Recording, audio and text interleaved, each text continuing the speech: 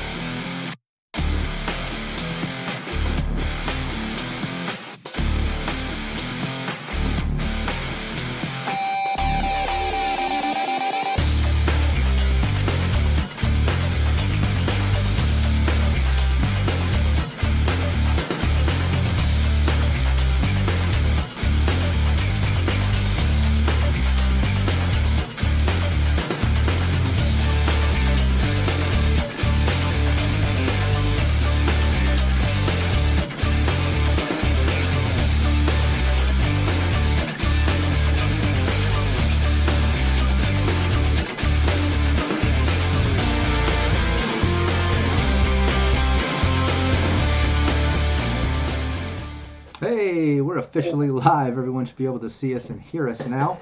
Everyone say hello. Let's check those mics. Hey. Hey, what's up? Hello. Hey, hey. Hello. Hey.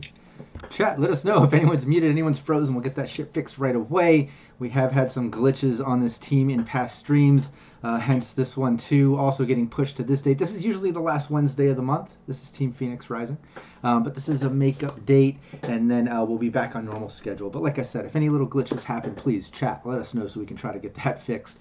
Before we dive into today's team and the game and everything going on, let's first go around the table. Let's make sure everyone can first introduce themselves, let people know where they can find you online, and introduce your character. Val, you want to start it off? I'm Big Val. You find me here when you see me, and I'm stalking all the other everybody else's team, even though I don't interact on your guys' chats because you guys are crazy on your chats. But I do stalk you guys.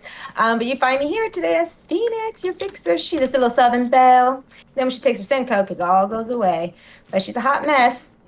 So enjoy her. It's true. Oh, and I do want to point out, I love that intro every time I see it. I love it every time. It's fabulous. Fabulous intro. Oh yeah, So GM Mistress Winter did an awesome job. One of our I love it. one of our graphics managers at Cybernation Uncensored, and yeah, it's so hype. I love that. I love that video. She makes all the intro videos so cool for all our teams. I love them. Yeah, so good. Cold Spider. Hey, my name's Chris. You can find me pretty much everywhere as Cold Spider 04. And today I'll be playing Tomcat, the tech, and we're looking to see what we found in the box outside of the combat zone to surprise the team with. Hey, Jensik. I am Jancic. You can find me on most social media as Jancic_1 except Twitter. And I will be playing Wolf the Solo, veteran of the 4th Corporate War tonight. Oh yeah. And some might recognize Jamie, who was in the past team before, back when it was Team Veritas, and even rescued from the combat zone in a special episode, came back, was part of the team, then dipped out to Tokyo for a while, character did, we should say, and now back and won the raffle. It's awesome to have you back, Jamie, and bring back your character. But go ahead, introduce yourself. Hello, everybody. I am Jamie. You can find me on Twitter and occasionally on the Discord chat as Purple Fire Drake. But yeah, that's me. Oh yeah, and your character? Oh, I will once again be playing Kira, the Nomad, and with her lovely little school bus that's had some upgrades. Nice. And Rufio, back to join us again. Yes. I'm Rufio. Finally got the webcam working. I'm not really as far as social media goes, I'm not like a content creator or nothing, but you could probably find me on Facebook, posting a lot of shit. Other than that, you could find me in the Discord for Cybernation. I'm usually at least lurking. And today I'll be playing Face, the Netrunner, who, you know, Hell he yeah. typically keeps needing to get these gigs because his bicycle keeps getting stolen, and he needs more eddies to buy a new bicycle because Night City's a wonderful place to live. Each one just ridden once and then stolen, it seems like.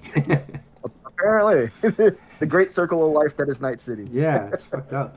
So yeah, let's step out of our players and into our characters as I change the overlay over here so everyone can step into Phoenix, Tomcat, Wolf, Kira, and Face. We have our Fixer, Tech, Solo, Nomad, and Netrunner. This team basically, it's Phoenix, Tomcat, and Wolf still running out of their home base, the renovated firehouse. In fact, I'll bring up that imagery. But they've turned in the bottom level into a brain dance sort of shop or exhibit run by Tomcat. If I encourage everyone, check out the previous Team Veritas streams leading into Team Phoenix Rising, so you can get a feel of everything that has happened. We also do lots of crossovers. Check out my Sirenscape stream and all that stuff. In fact, let's do a little shout out before we fully dive in, and make sure everyone checks out Sirenscape. I do that every Thursday, and Tomcat got to make an appearance there. He's actually helping renovate the 24-hour cafe. But yeah, this team basically comes off of Team Veritas. You can check out all the Cybernation Uncensored VODs on the YouTube channel and see exactly how that team evolved into some character deaths and craziness and into where they are now, still running out of that firehouse. But it evolved into Team Phoenix Rising. Phoenix the Fixer, run by Val, with the new teammate Tomcat who joined up. The Tech brought his brain dance into the bottom level, and Wolf's still with them, the Solo. But they need a couple new players each month to carry out gigs to kind of pay the bills behind the scenes of the brain dance shop. And how we do that is through the Cybernation Uncensored Patreon. So check out Cybernation Uncensored on Patreon and join that up. There's a $10 tier where you can vote on different topics that come up randomly once in a while. But you also get into the monthly raffle to come play with this team. We also do a $5 shout out, which gets you into the free Cybernation Uncensored shirt raffle. In fact, let's just take a moment to give a little shout out to our supporters over there that opted in for that. Chris Anderson, Roten, aka Renegade 420, Matt James, aka GM Reservoir Panda, PWB, Steve Barr of Sirenscape, an official sponsor here at Cybernation Uncensored, Will Huddleston, Leaded Coffee, Cyber Smiley, Zach, aka Capricious Nature, Kevin Moreno, aka Savage McNavage, Nicholas King, aka King Square, lots of AKAs, Rufio with a Zeno, Jamie Minch made it through the raffles and with us, Joseph Holder, John Erfurt, Tracy Goodwin, aka Stink Palm, Raven, Alex Maxwell, Chris Callies, Ryan Anderson, Terrafan, Volpus, Fox, Bronx Smash, Davis Payne, Kevin, aka Crag Horse, Brockenwich, Nigel, Anthony Rogers, Charles Fodel, Christopher Lee, Daiquiri, Jack, and Trekker. Wow, that's a mouthful, but seriously, all of you are the fuel on my fire. You keep me not only pushing everything forward, but also the brand constantly expanding with awesome streams and content. So I cannot thank you guys enough, seriously. But yeah, this team is now running where, they have to bring in 2 new people each time. Phoenix had a gig kind of come across the desk from a local exec, basically a local exec that goes by Tanner, who hit you up, Phoenix. And I'll bring up the map again of the old firehouse called In the Loop is the brain dance that runs out of the bottom level, and we'll get into that in a moment. But you're hanging out and you get that gig across your desk basically from an old exec called Tanner, who worked for Raven Microcybe, basically saying he needs all his records erased from a system in an old database bank in the hot zone. He has a file that he basically sent you. It's a thumb drive file, and you basically need a Netrunner to put that file on their cyber deck and get it into this system database to basically get it loaded into the file in the system in that database bank. And yeah, that should erase all records into it once it's basically triggered. Erasing all the system. He doesn't want any of those old records still existing, even though it's a hot zone. He knows that Raven Microcybe, other corps, as well as just regular excavators and explorers still enter the hot zone and fuck with it. And yeah, he needs all those records erased. So he sent you the file. You basically need to get a Netrunner, so you put out the word on the Merc boards, and you were hit back by Face. You've worked with him before, a familiar face. So instantly you said, fuck yeah, let's get him back in. You've worked with him, and you can come back and do some net running. You can give him the file to put on his deck, all that good stuff. And then you got word also that Kira is back in town, your Nomad partner that you've worked with in the past, back from Tokyo. And the timing just worked out perfect because you were about to also put out word, hey, we need a Nomad or someone that can kind of get us into the hot zone, traveling, into the hot zone, get as far into it as we can until we can get to wherever this system database bank is, and do what we have to do. But yeah, Kira hit you up, said, hey, I'm back in Night City. It's been a while. What are you all up to?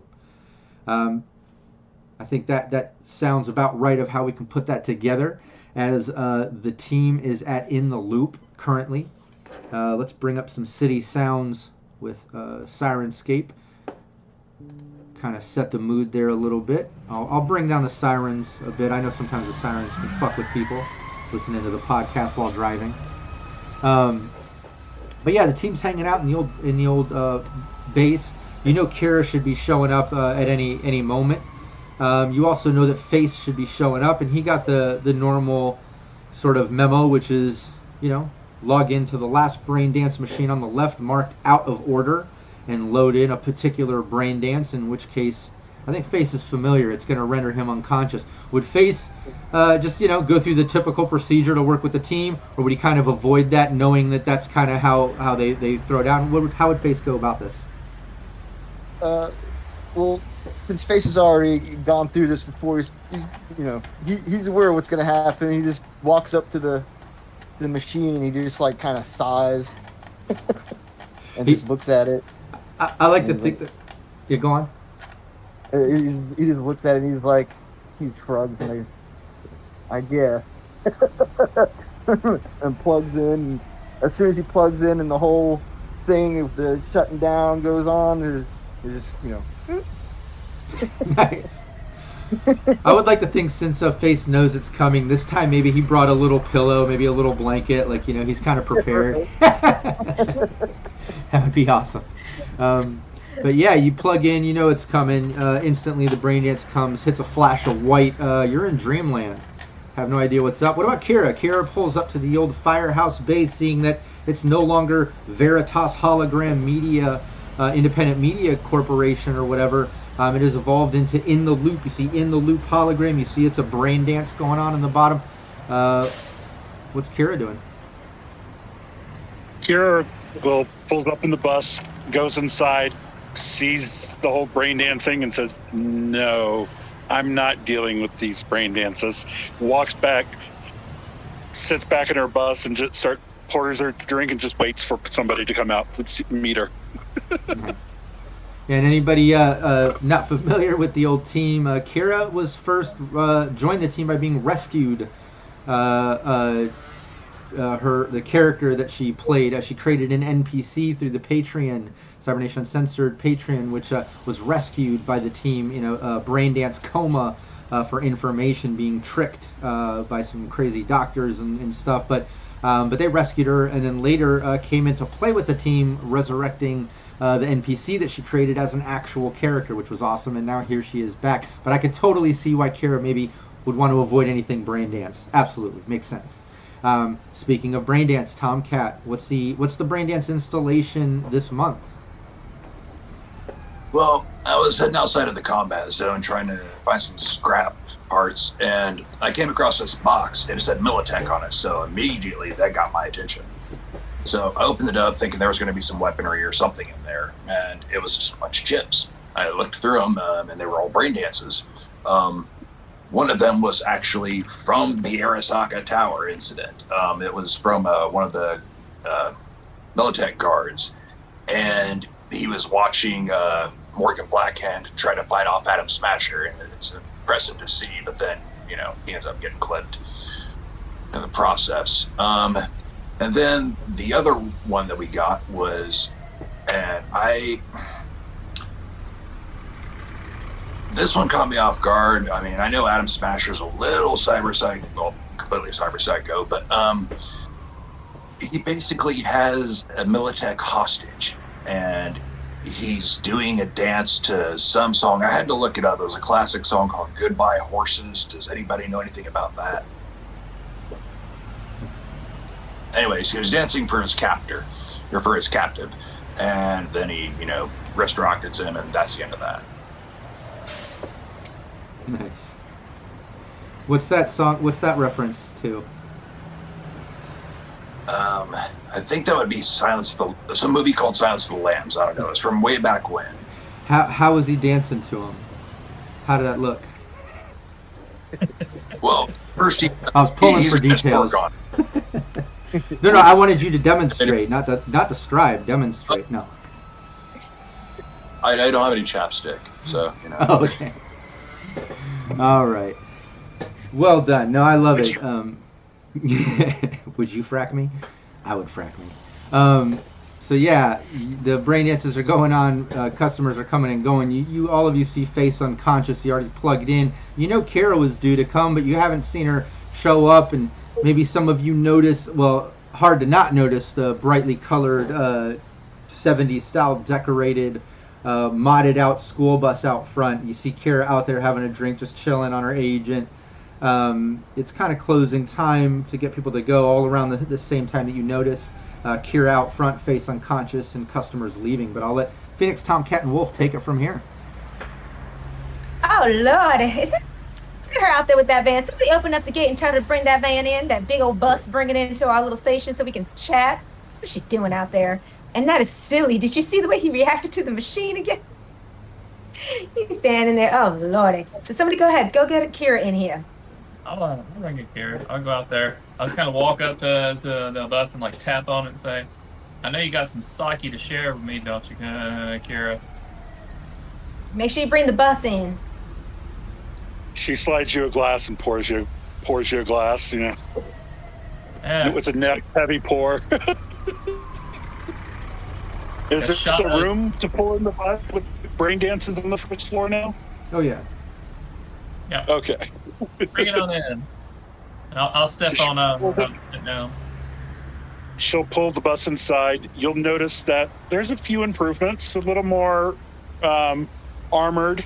There's also a heavy weapons mount on the top of the bus now. So just a couple changes. Oh, Lord, your bus looks so different. A little bit more stuff to it. I still love the brightness, though. Yeah, family was using it while I was in Japan, and they went on a little more. Yeah, they needed the firepower for the job. Safari? Yeah, that's a good word.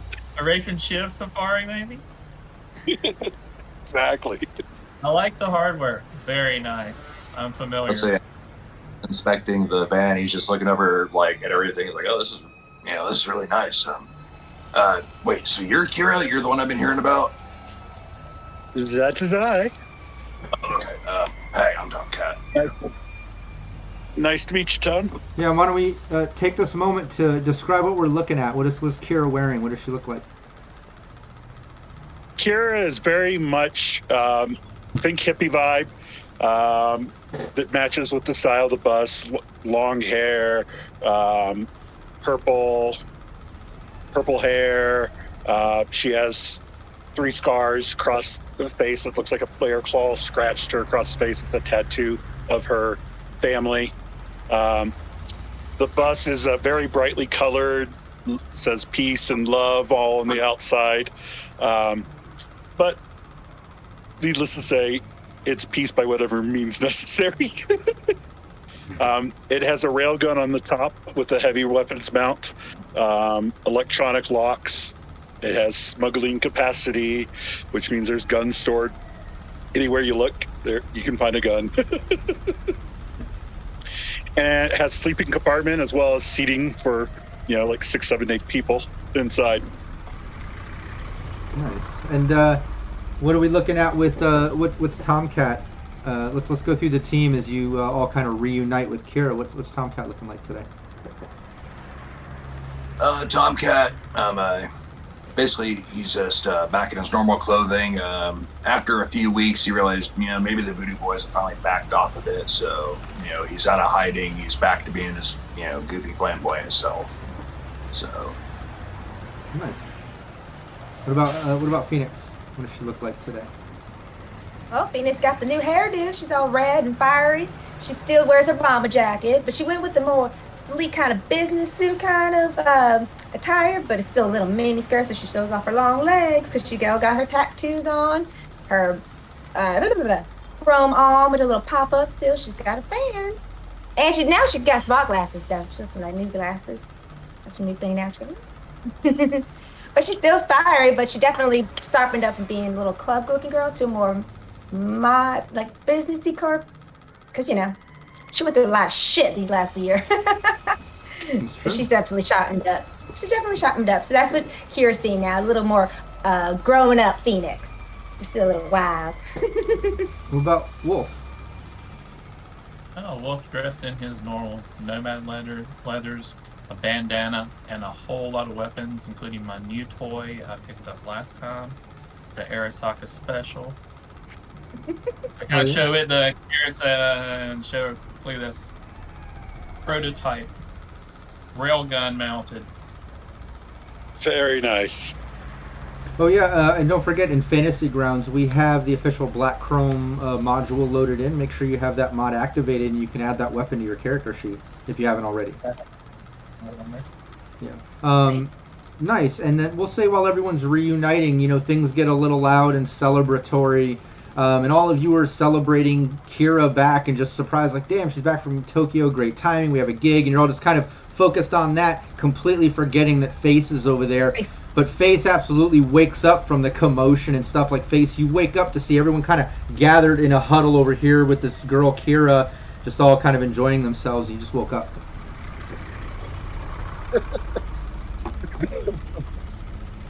I go over there. I should be like, here, let's celebrate. Kira's back. Let's celebrate. I swear I won't do it this audience time. How many times I gotta keep going through that, guys?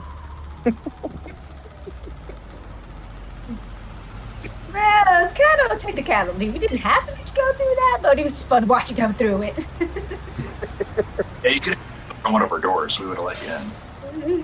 Yeah, I was going to walk out there and get you, but you went ahead and sat down so easily and just took a nap. I figured you might be tired. So. Well, I did have to walk all the way over here. My bicycle got stuck. It's kind of tiring. Again? Again. Lord. Just, circle of life around here. Right around in this thing. Yeah. So what does Face look like today? I know we described him a little bit earlier, but why don't we describe a little better what he's wearing and all that stuff? So he typically will wear cargo pants, whatever, black leather trench coat, and the Rush, the official Rush T-shirt. He always has that on now, ever since he got his hands on it. And underneath it all, he actually has a bodyweight suit. And then he typically always keeps his virtuality goggles on, or I guess virtuality face mask. And yeah, he's got like combat boots, and he's got a very heavy pistol with an extended mag that you can't conceal that, but that's there. Yeah, you'll notice his right arm is a cyber arm now, and he's in the sleeve of his trench coat. He's actually like cut like a hole with put some buttons, and he can unflap it and access his integrated cyber deck that's in his cyber arm. And yeah, there you go. Nice. Well, yeah, all of you reunite. You catch up. Face gets to meet Kira, Tomcat as well. After Phoenix and Wolf kind of reuniting, catching up over times, Wolf and Kira maybe sharing a couple stories of when Wolf went to Tokyo for a while. Let's not forget after the unfortunate death of a character. And I don't want to get into too much detail in case people still need to watch those old VODs. But Wolf had to take some time away and went and visited Kira and her in Tokyo for a moment and came back. But we'll say after everyone reunites and gets together, Phoenix explains the gig. She got a gig across the table. Some exec that used to work for Raven Microcybe sent this program that needs to be put into a cyber deck, hence needing a netrunner. You got to go to this old data system bank in the old hot zone and basically find the system, the file in the system, the main file in the system, and activate this program into that file to erase everything.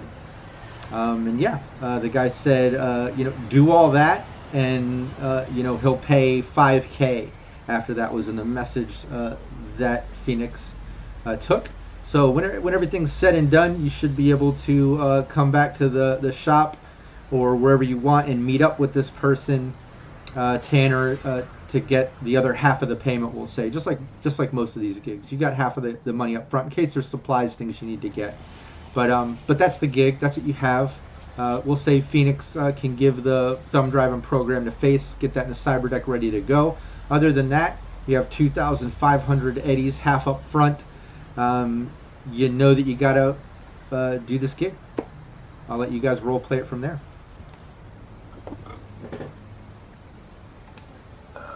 Before anybody worked on. You broke up. What was that? Before we get into it, does anybody need anything modified or worked on? I'm done having you tinkle around me right now.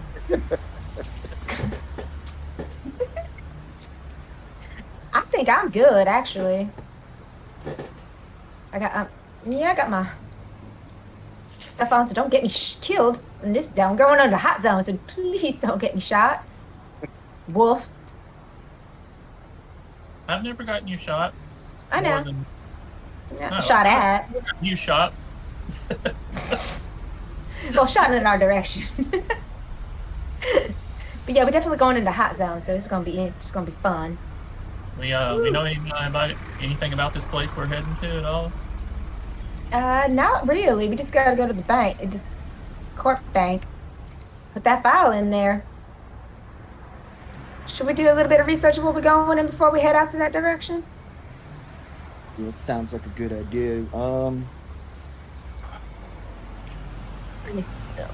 Yeah, if you guys want to do some research. I'm gonna say sorry to everybody right now, but my mouse is really, so you're gonna get a lot of close up on my face, by the way. Just to let you guys know. So yeah, if you want, you can give me a library search. Do a little bit of research on this database bank in the old hot zone. Also, I don't know if we designated who on the team keeps track of +2s, but it looks like you've got some building up here. Don't lose track. Make sure you have them and you use them when you need them. I see Storm Wolf. Shout out to Alex. Bronx Smash. I think there was one earlier too, if I'm not mistaken. Maybe not. Oh, I don't look at the things that we have. How many? Does that include Does that roll automatically include the +2 from your agent? I don't think so. It would be in there. No, it's not there. Okay, so then mine would be a 15. Where's the library at? 16. Under local expert, under below language and above local expert or educational.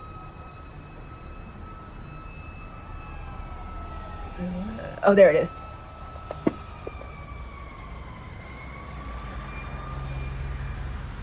I got a 9.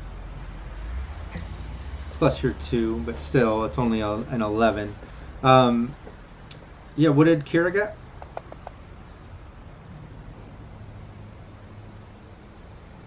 10. Yeah, out of all of you, you find there's an old database bank in the old hot zone. Used to be active. You can find just like rumors and listings of potential old places that were in the hot zone, but not a lot of details. Luckily, Tomcat's able to dig up some more details. I don't know the methods in which Tomcat would dig this up. Maybe he found some through the back door of an old tech site or something. Maybe he found some old, unused tech licenses or something that trace back to this place. But it's basically a big server room. It's a database bank that sits right in the center of the old corp zone that used to be the old corp zone in the hot zone. It was, in fact, used to be right next door to the old Arasaka buildings that came down. So this place has taken some damage. It was right in ground zero of the hot zone. But what comes up, Tomcat, is it's a small place. It was basically built out of an old bank, and it's had a big server room. You're not getting a lot of details of the inside or structure or blueprints, but you do know that it was next to the old Arasaka building in the hot zone, and it was right there in the center of Corp Zone, used by pretty much all of the corporations that were existing there. It was location, location, location. All of them could instantly kind of download their databases and records and things that they would need for high security storage. This place is there. It should be still there. You're not sure the condition. Like I said, it is in kind of the ground zero of hot zone, being next to Arasaka building, so you can probably expect some roughness, if you will. The hot zone's not the nicest of conditions or environments, but you at least know where it is now. You can absolutely kind of plug in that address into your agents, and GPS might not take you down any more existing roads, right? But it'll at least let you know when you're there and put you in the right direction. The hot zone's kind of all fucked up from what happened, but at least you know where you're going for the most part. Will we know if any gang members live there or anything? Would I know any connections in that area that would know what's going on? We're not going blind. What gangs do you have connections to? Oh, where is my notes? I don't think so. I don't think that you have a connection to any gangs in the hot zone or I don't think scavengers or anything odd in there. The hot zone's pretty desolate too. You rarely see people going in and out of the hot zone. There's still patches of radiation in the hot zone.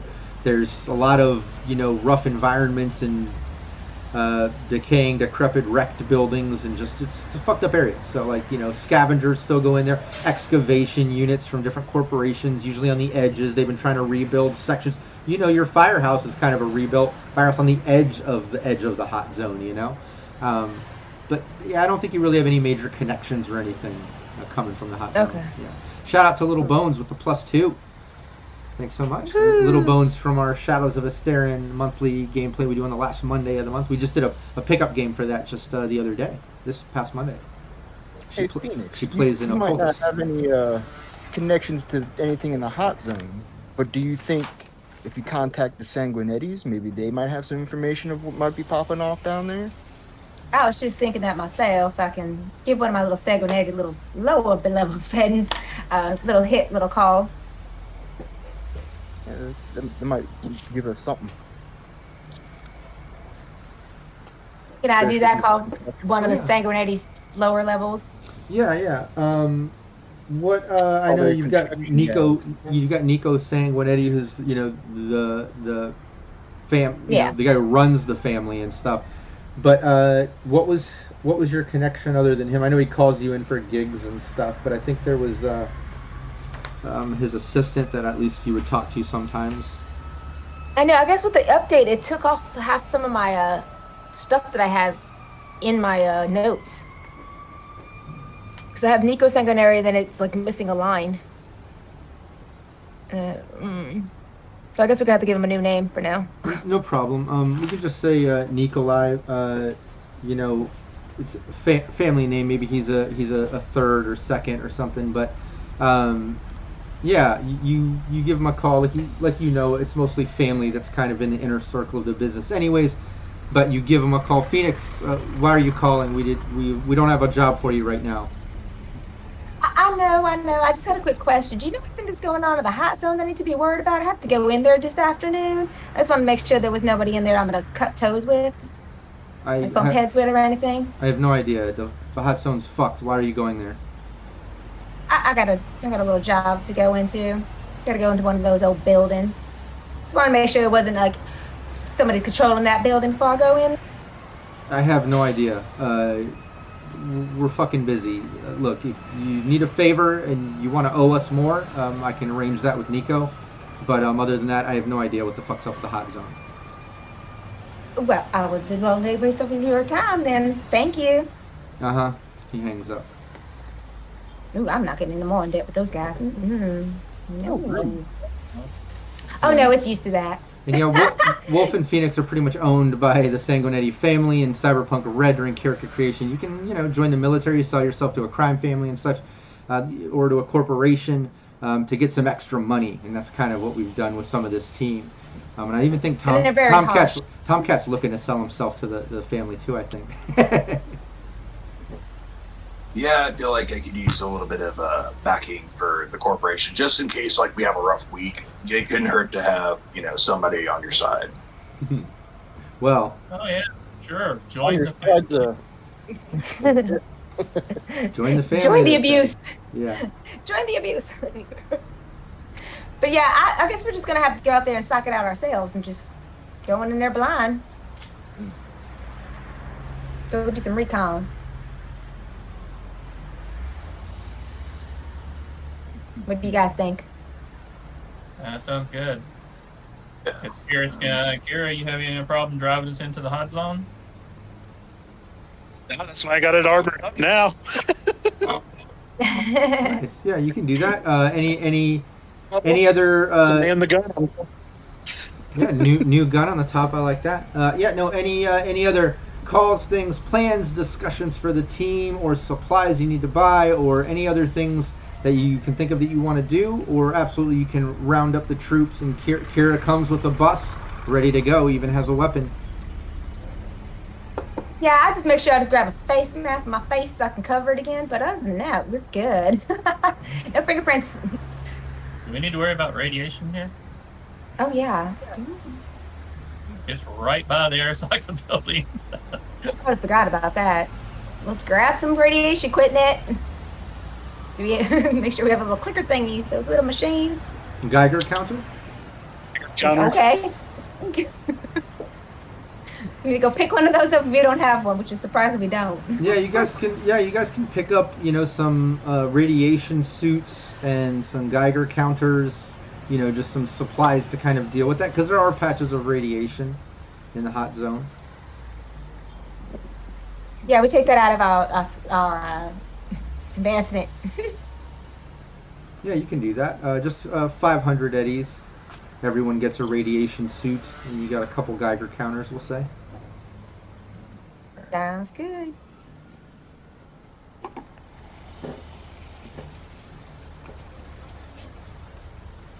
And other than that, I can't think of anything else we need. Lock and load, and I say we go in. Sounds like a plan to me. Yeah, you can do that. You start heading in. You get into Kira's van or bus. You're all kind of mounted in and start heading into. Let's see. PWB says it's all fun and games until someone drops a -2, and then he gives me a -2. Nice. But yeah, shame on you. You start making your way into the hot zone, and you kind of live on the edge of the hot zone. What's the approach? You're pretty much trying to get to ground zero right in the center, so you can approach it from any side.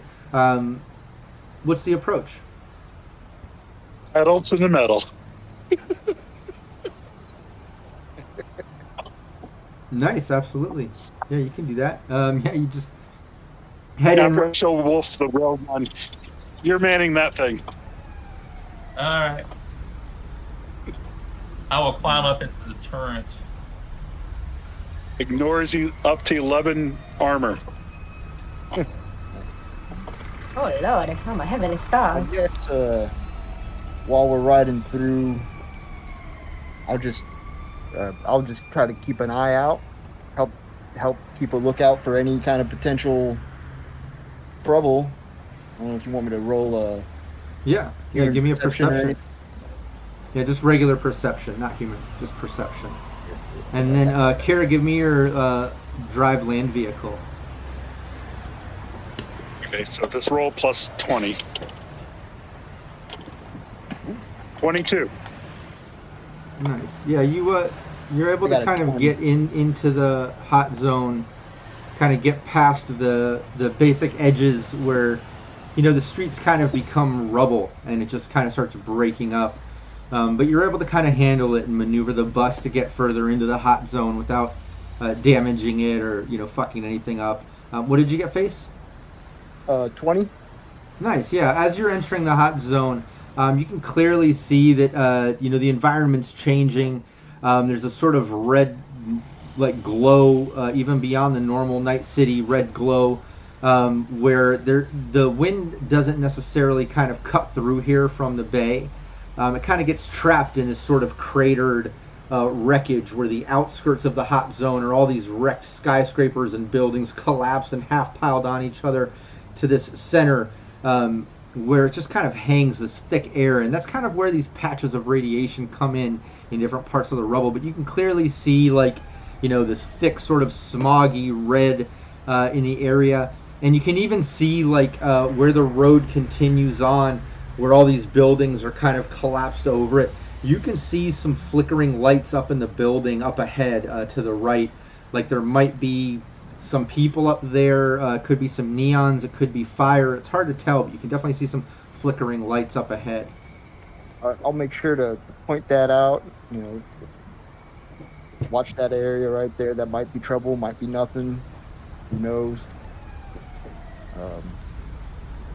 I'll pay a little bit more attention to that area myself as well. Yeah, keep an eye out over there. Phoenix sits down. I go ahead and put on my seatbelt and my chair. I am not falling out of this damn bus. Nice. You know where the good stuff is if you want some. That's for after. I do want to be strapped in though, because I know how your driving is, my lady. What good stuff we talking about? Oh, you'll find out later. Oh. Nice. Everybody needs to go in on a clear head. Yeah, as you approach, you kind of come up to where, the road is all just rubble. You can see some hollowed out vehicles smashed up against the building. And then you can see where that skyscraper kind of collapsed onto the one across the street. And now you're kind of at you have a choice here.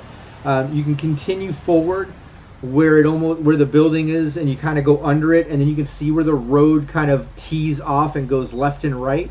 Or you can go left down like a side street that looks smaller. And you can see wrecked vehicles all along there. And again, it's all rubble on this road. It's kind of going along the outskirts of the hot zone, because there's a lot of circular roads kind of on the edge as you enter the hot zone. But you're kind of at this choice here. And those lights, as you get closer, you can tell it's like neons. There's obviously some power running into here or something. Maybe generators. It's hard to tell. But in that collapsed building, you can see up in some of those windows some neons glowing up in there. And the lights that we're seeing are in the direction ahead of us, or the path off to the left? Ahead, up ahead, where the buildings collapsed, causing that sort of cave to go under. Looks like a great place for an ambush there. I'm gonna look closely and see if I see any inhabitants up around that area. Yeah, I was thinking the same thing. Yeah, give me a perception, Wolf. What's that face?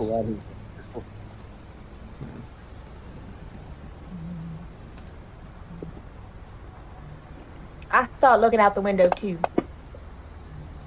I'm looking down the path to the left. If Wolf is looking down the path forward, I'm looking down the path to the left. Okay. And I rolled an 18 for perception. Nice. And Phoenix, do a perception. Did it go through? Okay, should I roll again as well? No. I got a 25, and I'm looking like straight forward, like we're right over the driver's head. Yeah. Yeah, you basically can see Wolf, and you can see like up where those neons are. You clearly see some shadows. It looks like there's, I don't know, maybe 5 or 6 people up there, and you can see like the building collapses. But there's like in some of the windows where you see the neons, you can see there's like bars or something put in, like where the windows are like facing down now because the building collapsed. It looks like some of those windows have like bars or gating across, and there's some neons, and you can see some shadows, some movement up in there. Like I said, about 5 or 6 people. It's hard to tell what's going on up there. And then Phoenix, when you look straight ahead, you can see the road, pretty much the rubble goes on, and then the road ends into like just a bunch of like concrete piles and stuff, and you can either go left or right where it tees off, but you don't see anything up there other than more rubble and destruction and just, shitty hot zone environment. And Kira, when you look down to the left on that side road, You see those wrecked out vehicles and stuff that kind of curve around, and yeah, you can see there's like to the right side of some of those vehicles, you can see some like flickering light, like looks like possible fire. If I see some movement up there, I want to take out my sniper rifle and look through the scope and see what I can see up there. Nice. Yeah, you do that. You take a look, and you can see it looks like some scavvers. It looks like some just bag lady chic looking scavenger style people gathered up. It looks like some type of encampment. But when you look in, you can clearly see like neon tubes, running along the framework of those rooms, kind of providing light. And you can see like racks on the wall and like some grating across the windows. But when you look, you can see that in those grating, like there's hinges on it, like it could open. And you clearly see what looks like kegs or barrels or something lined up in those windows, like a possible trap. Like it looks like those could be opened and dropped down or something. Can't tell what it is, but now that you got a closer look with that scope, you can tell it's something fishy. Yeah, I think that's a trap up there. It looks like they can like drop some fire from above or something out all those windows there where you see that lighting coming from. Should we try to secure them now, or should we just avoid it completely? We should avoid it completely. I think, yeah, I don't want to take any chances with that. I don't know what they have they might can drop or pull out, or it might be best going around, but even though that's a smaller way. So the way Phoenix saw, it was just straight and then it went both directions. So we don't know anything else beyond it's just that, right? a big wall and you can go right or left. There's nothing in between. It's just right or left. It's a big cement wall.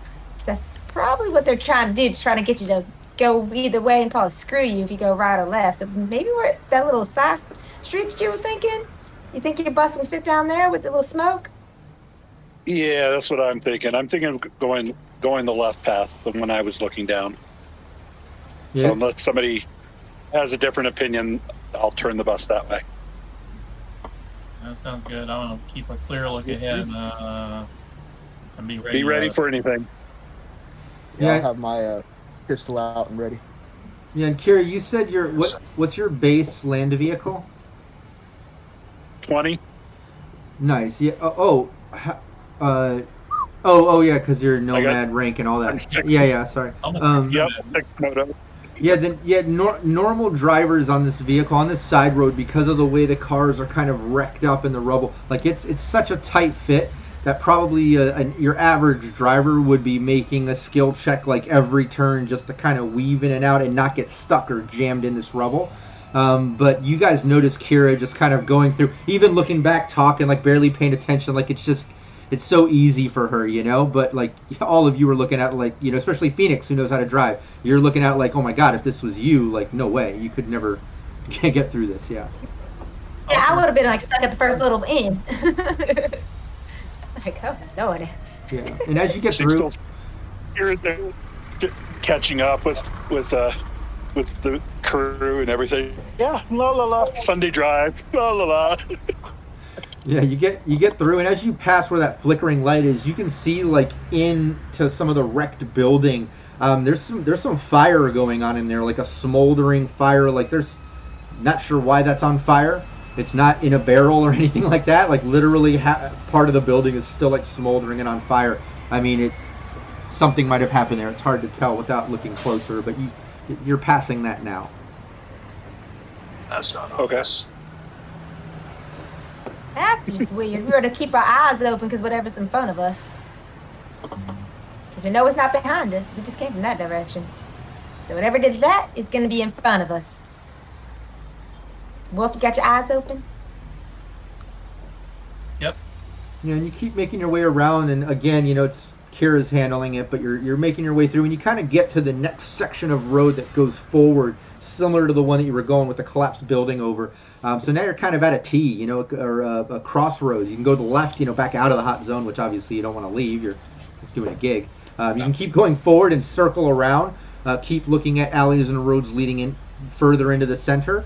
or you can make a right here, going into the center. When you look down there, just at face value, when you look, all ways have rubble the same way I've been describing, the same fucked up hot zone, except when you look to the right, it goes in the same sort of T left or right look that Phoenix saw on the other road, except no collapsed building over the top or anything like that. This one a little more open and normal looking, at least at face value.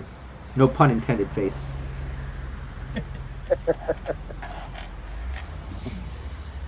You need a clear perception on that.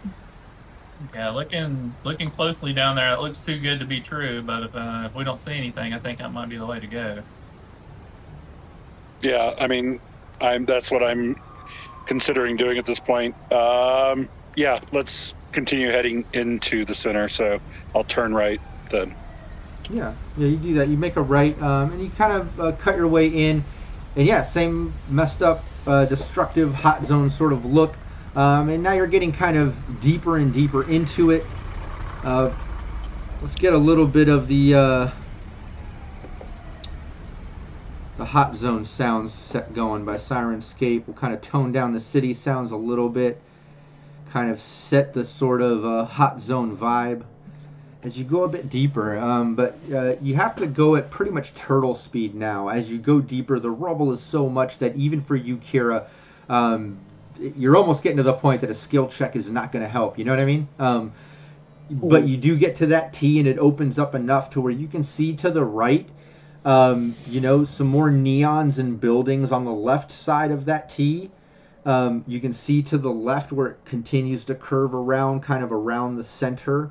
And that way is a bit open, but you can see maybe a block or two down from that.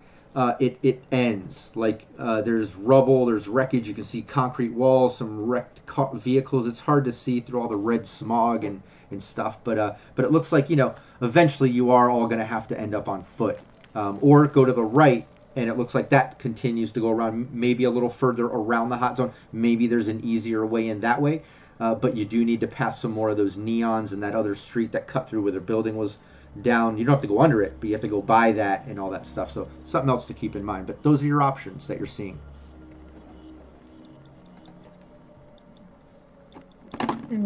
I don't know about y'all, but I'd really like to get closer. I don't want to have to walk too far in this area. Oh yeah, no, especially with the hot zone, with the radiation. Even with our suits, that's still not good. So yeah, we definitely need to get closer. So definitely keep your eyes out, because you know that area's gonna be booby trapped. Yeah, so I think we're going to go to the right, but then I'm going to again keeping eyes out and telling everyone, and be hyper aware. Yeah. You can do that, and if you want, let's do everyone except for Kira get a perception, and this will be a bit of an assist. And then Kira, give me a stealth. Stealth. I have a pretty good stealth. If I can find where it is on my sheet. There it is. Well, that's the first mission. You got to find it. Nice. Yeah, and you get a +1. Wolf especially. That means my total is 15. Nice, just enough. I was looking for you to beat a 15 here. I'm going to give it to you as a defender, versus a contested perception roll. But Wolf, little assist from Tomcat, but mainly Wolf. You're able to kind of pick out in the same neons that you saw in the collapsed building down the side road, and then the other neons on this side of the T. You see shadows and stuff. You're able to kind of help Kira stealthily drive through the rubble and get past these neons at moments when you notice the shadows away from the openings of the windows, allowing you guys to pass without being noticed by whatever's going on up in those windows. But you get past that road and curve around a bit more, but I'll let you kind of describe that, Wolf, as you see the shadows and help navigate Kira through it. Okay, Kira. Up on the left. Hang on a second. She Okay. slows down the bus for a moment. Did they get out there? Wait till you see that shadow move away from the window. They're still watching for us. I know you got this. All right, let's go. starts up, continues driving down the road. As quiet as she can be with a school bus. Right. Well, luckily Hot Zone's got a lot of weird rumbles and creaking and sparks and odd noises, and then in the distance there's still city sounds going on. But like I said, with Wolf really being perceptive and helping guide you when no one's in the area, you're able to kind of get through, and you cut around to the other side, coming up to yet another street leading in, this time not completely blocked. You're able to at least get another block in towards the center of the Hot Zone. And up here, you're able to kind of get up to a point where it opens up on both sides with some wreckage, and you can see what looks like some type of big crater, and then some type of like big slab of concrete, almost where like the wall of a building collapsed on the edge of this crater. So you've got like this big slab of concrete, this big crater next to it, like almost the size of a house or a couple homes, and the road just kind of dead ends right there. But why doesn't Akira give me a luck check?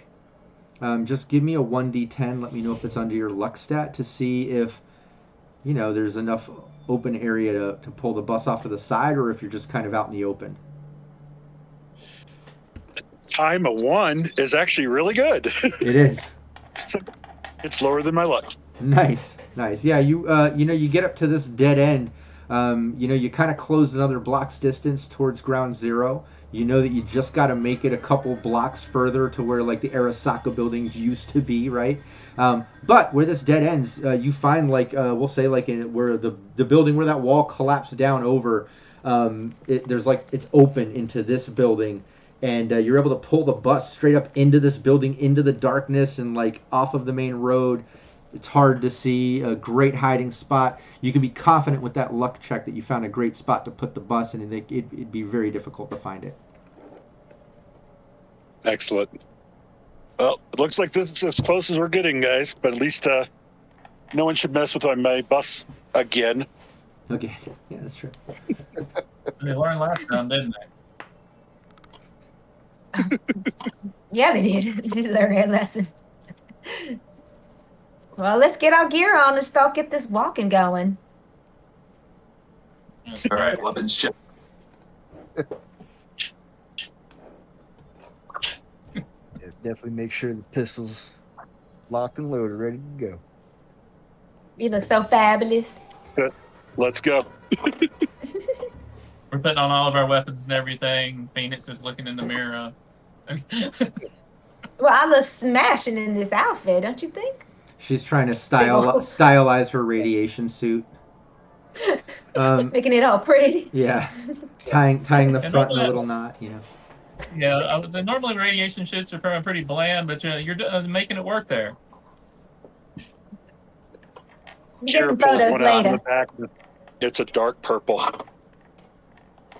Tom got checking his gun. He's getting his Kendashi Mano Waka or Wakizashi ready because it has to be biometric activated. If I read that right. What blade is that? The Kendashi Mano Wakazashi.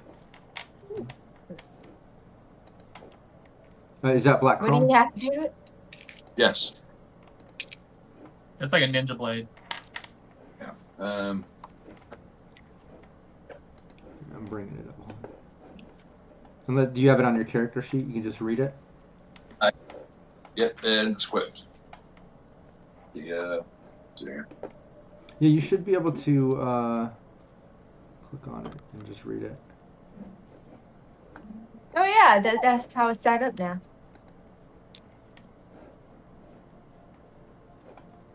And Kara also looks to the new members and goes, "Oh, before we go anywhere, I need your thumbprint right here, please. What? Just in case something happens to me and you need to get back in the bus. Otherwise, you're not getting in this bus without this thumbprint." Oh, okay. Well, then yeah. I would just take your thumb. I will, my little thumb on there. It has to be attached to a live body. It doesn't I'm work if it's not. joking. Where did your sense of Looks like- humor go? Y'all should still be in the system, so Well, you helped me drive. You got me some of my driving skills back before you left, so I better be still connected with this bus. Yeah, Got to drive it around the parking lot. She's been driving us around. Getting in trouble. Did you click on the item there? I have it. I can read it, but I would rather you do it, Tomcat. If you want to describe your blade, did you? If you click on items in Fantasy Grounds and just click on the Wakazashi, it'll open up, and then you scroll down. It has the description there.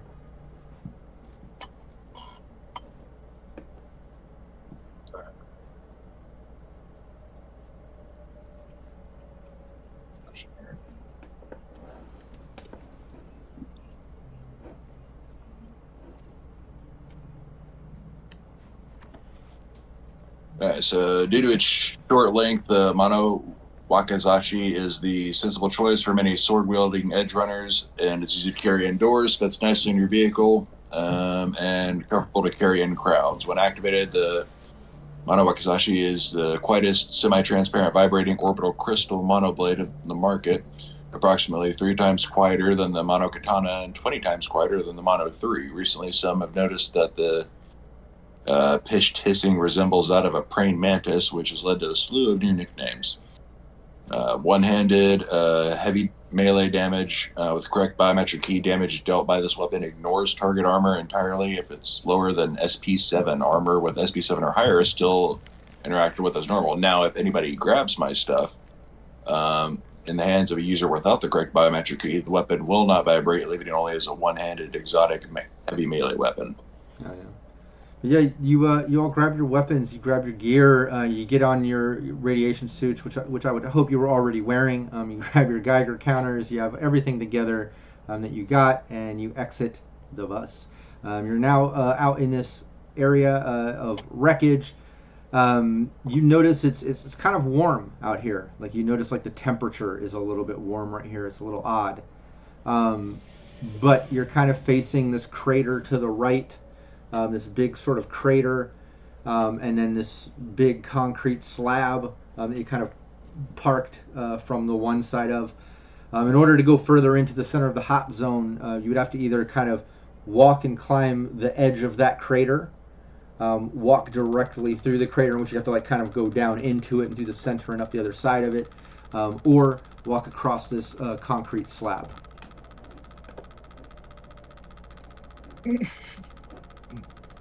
Look at I wore my boots today. Oh lordy. Hey Wolf, which way do you think we should go? The concrete slab looks like a great place for someone to be waiting for us. I don't think going down in the crater is a good idea at all. So I'd say we walk the edge of the crater. Any other thoughts? What about a tactics roll? Yeah, sure.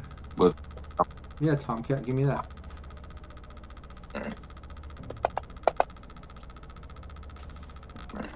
Oh. Yeah, you're nothing standing out better or worse than the other. It all looks dangerous. You got this big concrete slab that, is just this wall that collapsed that looks like you could slide on. Who knows? Then you've got this crater that goes down deep. Who knows what's at the bottom of the crater or in there, or it just looks uneasy. And then you got the edge of it, which kind of goes on the edge of these big skyscraper wreckage that have collapsed. So that also looks like loose footing. Like none of it looks better or worse. It just all looks sketchy. Just no winning in the hot zone. There is no winning in the hot zone. I guess we're gonna go shimmy like Wolf said. Just shimmy, shimmy. You check out that Geiger counter and see if any way looks a little more radioactive than the other. Oh yeah, let's do that. Yeah, you could do that. Yeah, you bust out the Geiger counter, kind of pointing it in different directions. You point it towards the concrete slab. It's collapsed. It kind of clicks a little bit. You kind of bring the Geiger counter over to the big sort of crater pit area where you have the edge or the crater, and as you bring it over there, starts to really kind of pick up a little bit. Definitely seems more radiated towards that crater and on the edge there. We might want to take our chances on the wall. That looks pretty hot. All right, let's do it. Let's go. Nice. Yeah, you all climb up on the wall there. And you notice as you kind of get up there to walk across the wall, you get up there and just, again, at face value, I'm always going to tell you kind of what you see without like in detailed perceptive things, obviously, if you're looking like that. But you get up there and you can see now kind of get a little bit of a higher view, at least like another like couple meters up. And now you can see kind of beyond that road and rubble that all kind of collapsed that this big concrete wall is sitting on. And you can see it opens up to another road that goes around with like what looks like some alleyways or cut-throughs that go in to the center. Like you're pretty much getting to ground zero now. And these cut-throughs look like not really alleyways. They almost look like where like buildings and things have blown out and like something has exploded from the center and kind of separated from at least this side, like little narrow walkways like through these tall rubbled buildings and stuff. But you can see like at least you're heading in the right direction. It looks like if you get up over there, you might have multiple options to head to the center, which is kind of cool. But you do get up on this concrete slab and you can see that from the building that it comes out, it just kind of, that building looks like just darkness that it kind of fell out from. Where it's just kind of going into like a cave of darkness into the rubble. And on the other side, it's kind of sitting up on top of all that rubble that goes down into the road past that crater. So in order to traverse down along this, since it's at quite an angle, everyone's going to have to give me an athletics check. We got those +2s if anybody needs it. I might need one.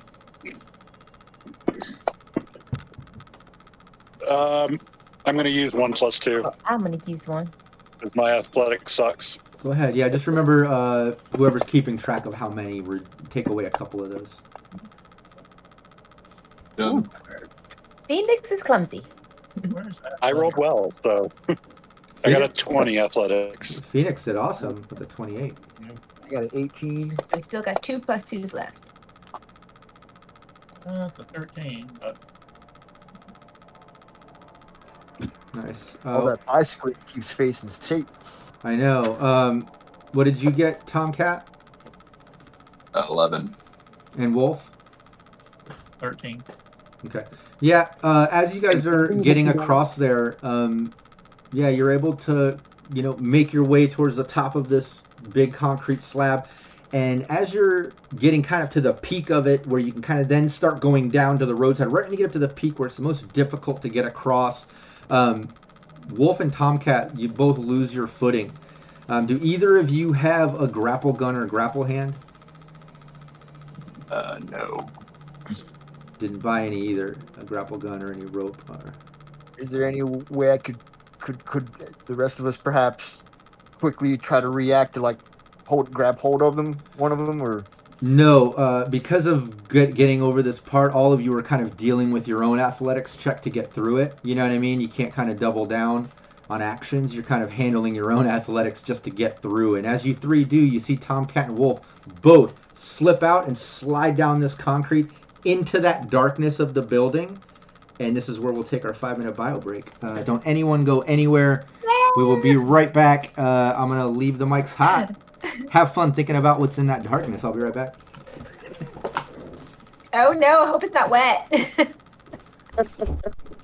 don't want to be wet. How far did they fall? That's my wondering. I got rope, but I got rope too. Yeah, I got rope too, so. Come here, Joe. How you going, Bobby?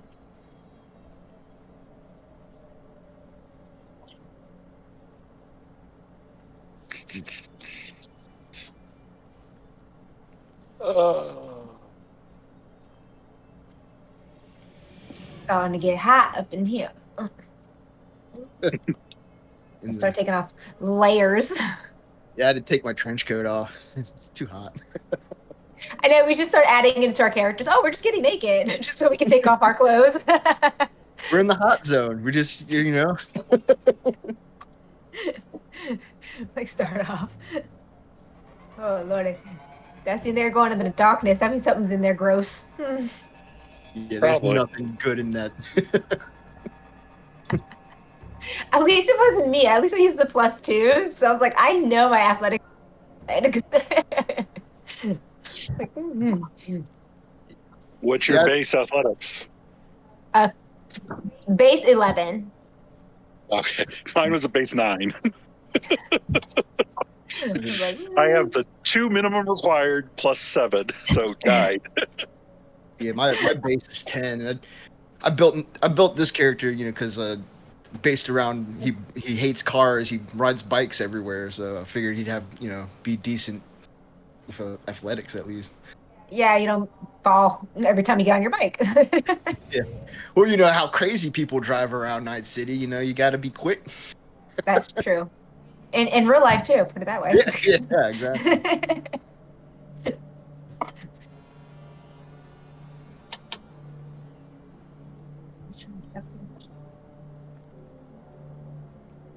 Can I come up here, Jeff? Can you come up here?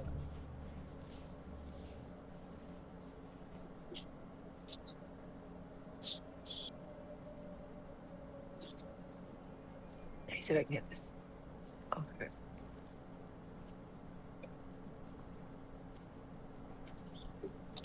Yeah, this mask, it has it comes with it's an app that you have to use with it, and you can add your own stuff. And I've been trying to add memes, but some of them are a little bit more tricky to get to work right on the mask. So I have to keep twiddling with stuff to get it right.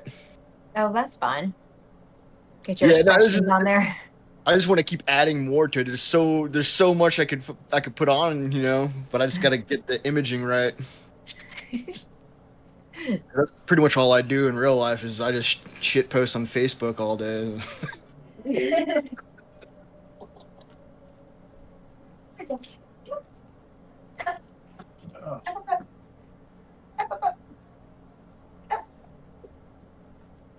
Gotta help big boy up. Coming up. Can you see him? There he is. There you go, Joe. That's my seat, though. Can you say hi to everybody? Say hi. Here's Joe. Yeah, no, that's my seat. They disagree. Yeah, he'll sit on me. He never grew out of I'm little. Yeah, Irish thinks he's still little. They will always be like that. He wants me to hold him. He'll like crawl up and try to curl up on my lap.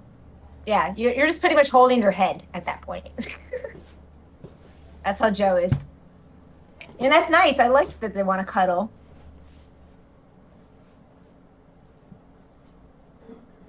Until you're trying to sleep and then you get a butt in your face, but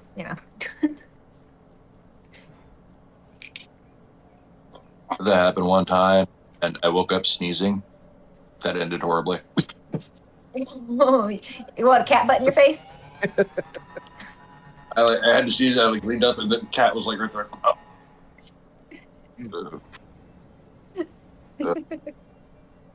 Yeah. Joe. With your papa. Big boy. But you still got a minute. I'll be right back. Oh, I'm stuck. I knew that wall was a bad idea.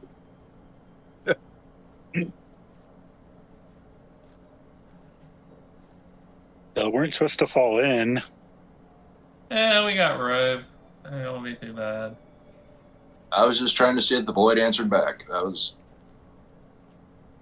Yeah, we looked in. Hopefully whatever's down in that darkness isn't too bad. Maybe it might be a pile of stuffed animals. You might get lucky. Maybe it's a vault. It's full of like eddies. That's the case. I'm diving right in. Let's go. Bottom of Scrooge McDuck's money bin. Hopefully it's electronic locked.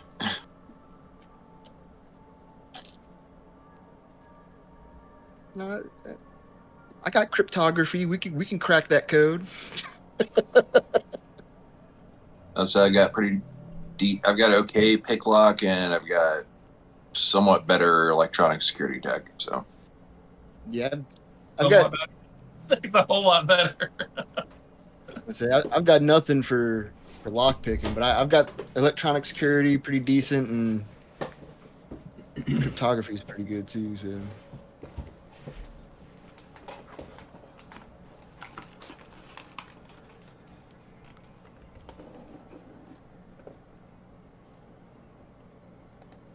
And good trading, wilderness survival. the hot zone's kind of wild. That counts, right? It's like urban Tracking. wilderness. I got tracking. yeah, I made the mistake of throwing all my stuff in the tech stuff early on, and I'm just like now starting to put points into like brawling and brawling and melee and weapons. Right. Yeah, a game I just wrapped up, I was playing a tech, and yeah, my tech was up to like 25 base minimum. I think my base is tied between basic tech and cyber tech at 19. Yeah. Oh, ranks your tech. I don't remember what that character was. Oh. This character only has the 4 tech, so I don't do. This character doesn't do anything with tech. I'm okay with land vehicle tech only because I get my 6 moto points.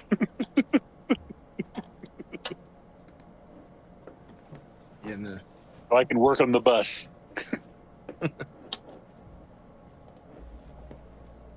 That's out of my random stats, I put like 4 into gambling and 2 in the resist torture drugs, even though my character's never really done drugs. So I was Just a had little that worried natural about the fortitude. torture part. Knowing Rob, we might wake up in a bathtub full of ice. That's he how still it's has a happening. -2. All right, we ready to go? Don't remind him. Who's ready to die? Right. Who's ready Well, to die? then- Let's go. We're back. Them too. All right. Everyone can see us. They could hear you the whole time. And now we're back. Thanks, chat, for hanging out. Where we left off, yeah, Wolf and Tomcat lost their footing, slipped into the darkness as Kiraface and Phoenix kind of make their way on the top of this concrete slab. Now, kind of with your footing, you see Wolf and Tomcat slide out and slide down this concrete, going off into the darkness of this open building rubble. Wolf and Tomcat, you guys end up in this darkness. The second you go into this darkness, you instantly feel like you're dropping. You fall about what feels like maybe about 20 meters into extremely shallow water. You basically just collapse down into the ground. And hold on, let me just see what kind of damage you take.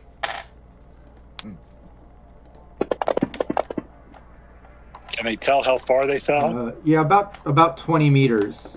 Feels like about 20 to 30 meters down. And you take 16 points of damage, which is absorbed by your armor, so reduce that by your SP. The rest goes into you, which is still some damage. And then Wolf and Tomcat, give me another athletics check to make sure you don't suffer a broken leg, critical injury. Okay. Don't forget, if you got +2s and luck. You have +2s and luck.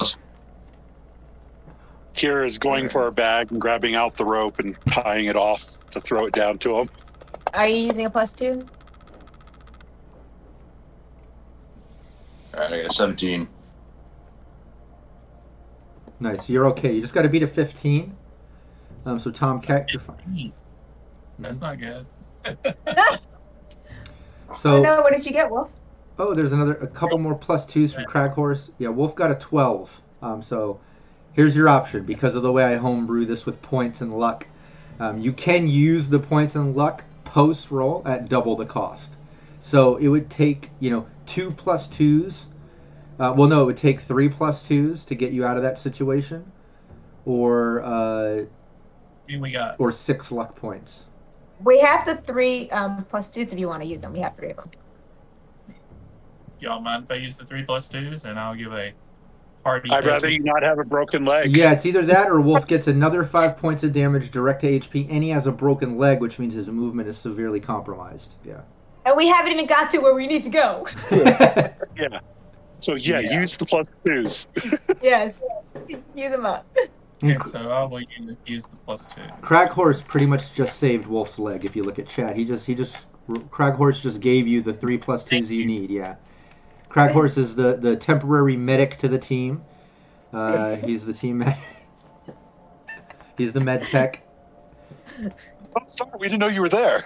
But yeah, basically, Tomcat Wolf, you end up in this darkness. Both of you lose sight of everything as you're instantly falling. It's kind of chaotic. It's terrifying. Then you just hit the bottom in what feels like about 3 to 4 feet of water, just enough to break your fall that neither of you break your legs, but you do take that 16 points of damage absorbed by SP, enough that you collapse down, take some damage, go under the water for at least a few seconds. Wolf and Tomcat, each give me a D10. Let me know if it's under your luck stat.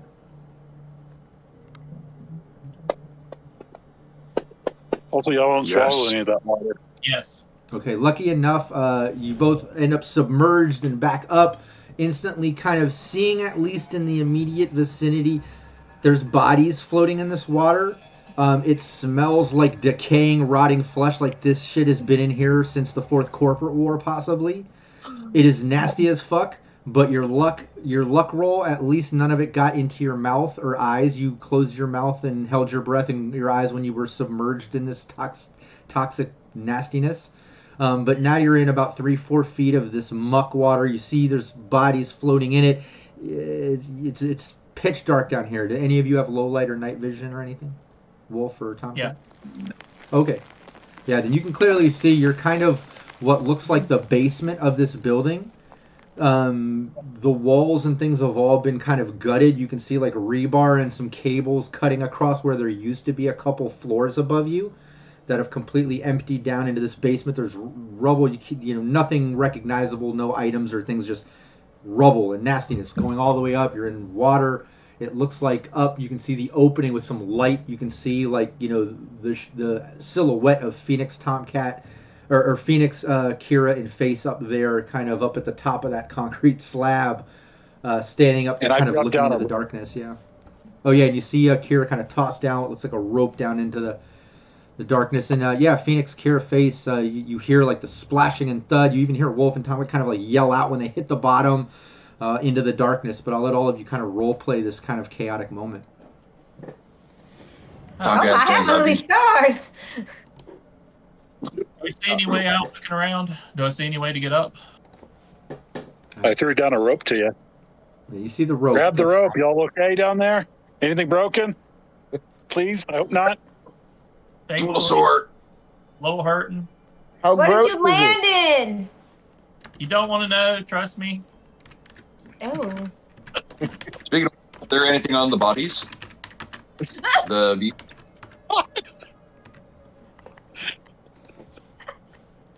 Yeah, you. I'm a.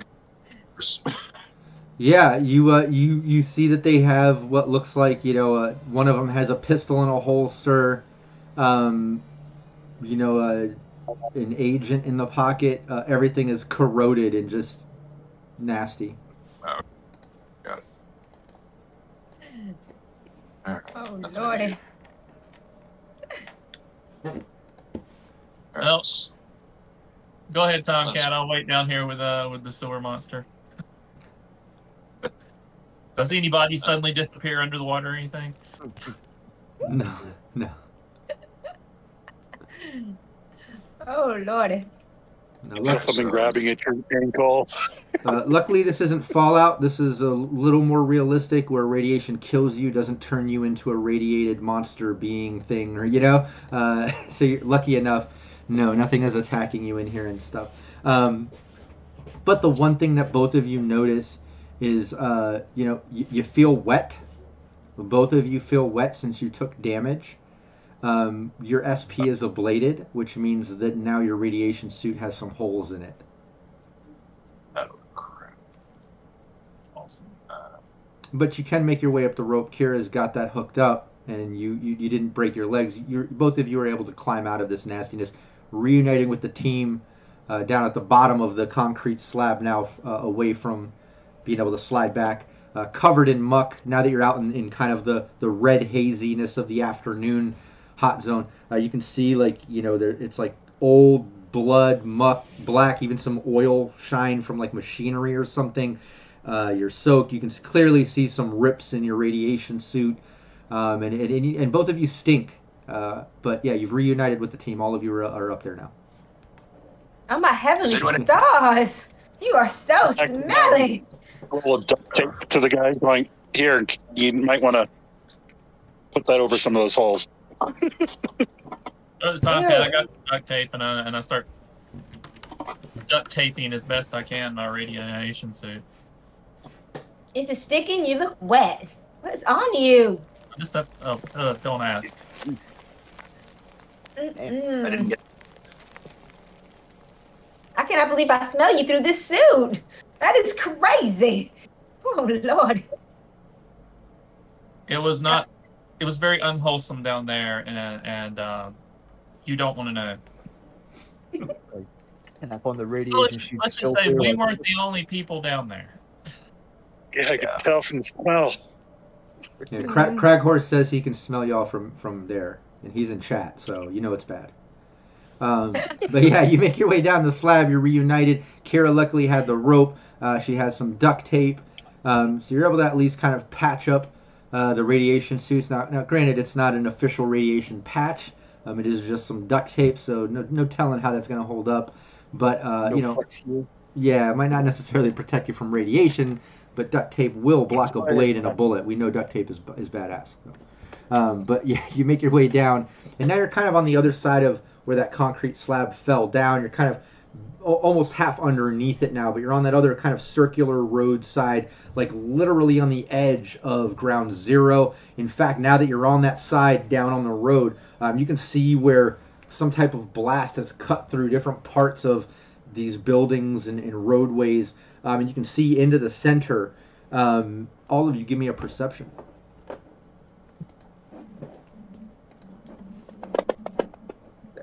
Well, Ooh, I got a 6. It's the I'm smell. too distracted by the smell. Yeah. You got a 17. The smell is making your eyes water. You can't see very well. Well, apparently the smell's invigorated Wolf. He's seeing everything. Yeah, Wolf is hyper aware right now. And Phase 2, that's a great one. Hi, puppy. Yeah. Yeah, I would say well, mostly Wolf. All of you can see, it's kind of cutting into ground zero. You can see wreckage of building and stuff. But Wolf and Face, one of the broken kind of alleyways that you're looking into the center, you clearly see the wrecked buildings and stuff. You can see off to the side where like GPS and tracking and the records that you got from the library search stuff leads to where that building is. And it looks like the building has like another building that fell on top of it, where like you can see kind of like what used to be the front entrance that's like half underground, half sticking out of the ground, and the building looks like it's like at an angle going into the ground. But like half of the door is there, so maybe if you can get there, you can actually go into the building that's kind of crooked into the ground with a building on top of it. But the other thing that you two notice above anyone else, obviously Phoenix not noticing anything, but you two notice like right next to that is what used to be the Arasaka building, and you recognize it by like what was the top of the building with the Arasaka logo with the plumage sort of 3 bloom thing, like now down on the ground, like kind of crooked on top of all this rubble with like this big slate and like cave like cut out of it, like looks like it leads into the rubble. With the Arasaka logo all graffitied up and spray painted. You can see tags all in the Arasaka building, all different things. A lot of protest stuff like "fuck Arasaka," Johnny lives, shit like that, right? But then there's also like these little pop-up tents off to the side of the building that are like reaching out from the building. A couple pop-up tents and and they're like polka dotted and shit. And then you see like what looks like a couple bozos hanging out. You clearly know the bozos, not a hard booster gang to misrecognize or whatever, misinterpret as the bozos. It's very easy to recognize them in their fucked up gear and look and face paint. But hanging out right there at ground zero, you see a couple bozos, and it looks like there's like this big jack-in-the-box sort of thing popped open with a spring and like a body kind of like tied up and gagged, like hanging on it, like it was in this jack-in-the-box thing. And then you see on the side of the wall like another body kind of strapped up, like just bleeding. Can't tell if it's alive or dead. And the two bozos are like laughing and like chucking rocks and then pulling out like some hatchets and chucking at it. And like just looks like they're kind of playing around and stuff. But this definitely looks like it's some type of encampment or bozo base or something. But you're only seeing those two bozos kind of posted up. The rest haven't really noticed yet. But Face and Wolf have. I'll let you guys take it from here. I just You guys see that down there? it's finally point out what we're seeing is shake my Seeing head. what? Yeah, it looks like a couple of bozos. You're a bozo. What are you talking about? Yeah, not just the clowns, the gamers. Oh lordy. And they got one fun looking jack in the box they're playing with a body bouncing on it, and another one nailed to the wall. Should we try to sneak by him then, or? I'd rather not have to deal with them unless I have to. But if they have to, step in front of us, then that works too. I don't feel like That's dealing fair. with them right now. I just want to get in and out and get a fucking Yeah, shower. Jesus. Well, I would usually carry stuff in my little bag over here, but I don't have perfume or cologne, which I'm very surprised. But you do. No. I think I need I some of mean- that stuff that you put underneath your nose. Well, we could just ignore them and deal with them on the way back, because we're in our coming back zone.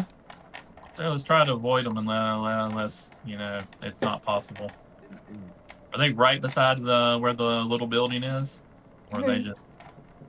Oh yeah, you can see that the building that you need to access, that sort of data system bank or whatever, is literally like a building next to it, as you expected. You knew it was kind of located next to the old Arasaka building. These guys are encamped right on the side of the Arasaka building, on the other side of it, kind of, with the system bank on the other side. So like you could possibly like make your way around the edge and down one of the other alleys closer to that system. But that front entrance look that's sticking out of the ground is kind of ground zero side. Like all the buildings are kind of facing this open area where Arasaka building went down. So it would definitely require a stealth to avoid these two if you're just trying to sneak in. If we're going in that building, though. Well, that's where we gotta go. So I guess we're dealing with bozos, huh? You want us to try and stealth to it? How far away are they from us right now? They're probably about 30 to 40 meters away.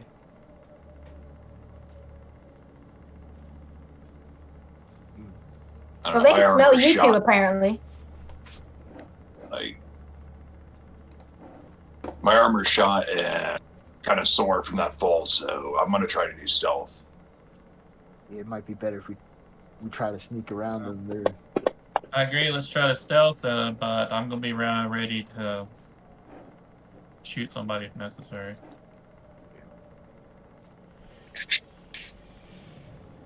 All right, we're gonna be stealthy. And it's only the two that we're seeing, right? There's only two bozos we're currently seeing. Yeah, you only see two out there.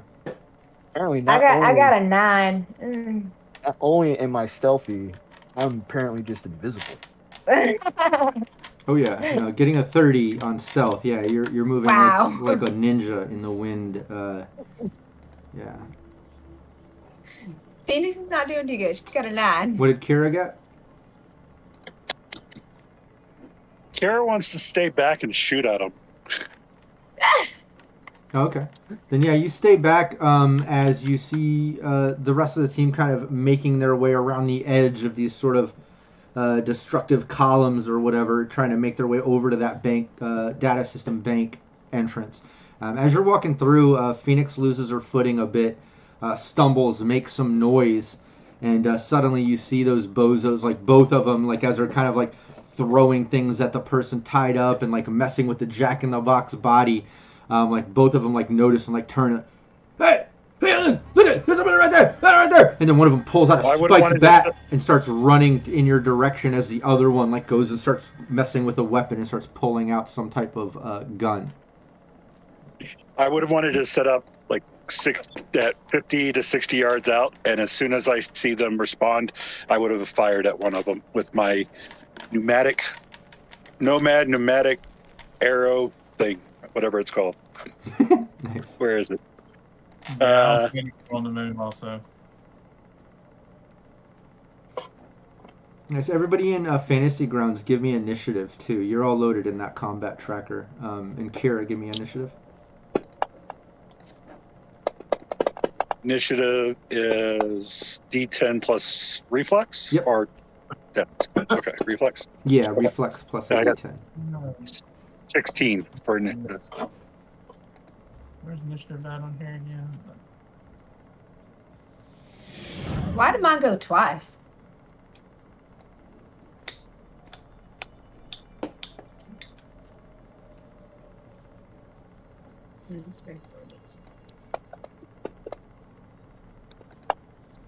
Oh, that's horrible. A 3. That's 0. Nice. Well, yeah, as that's happening, we'll let Kira at least get a shot if she's kind of holding her turn and didn't kind of do the stealth move. So who are you shooting at? You've got one guy, that pulled out the spiked bat kind of running towards the team. You've got the other guy, looks like he's messing, trying to pull out some type of gun or weapon. The guy pulling out the gun. Okay. I rolled 9 plus that. So it'd be a 20 with a it's shoulder arms sniper rifle. Yeah, shoulder arms if it's sniper. Yep. Okay, hold on a second. Okay, what did you get? Total 20.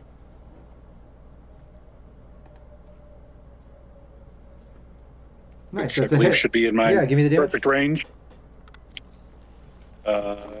Yeah, and we're going by the range chart. He can't evade this guy that you shot at. So 4d6. Mm-hmm. Say 15.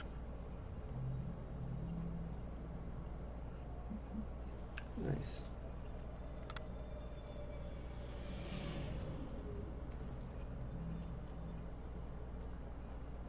Damage. Nice. Yep.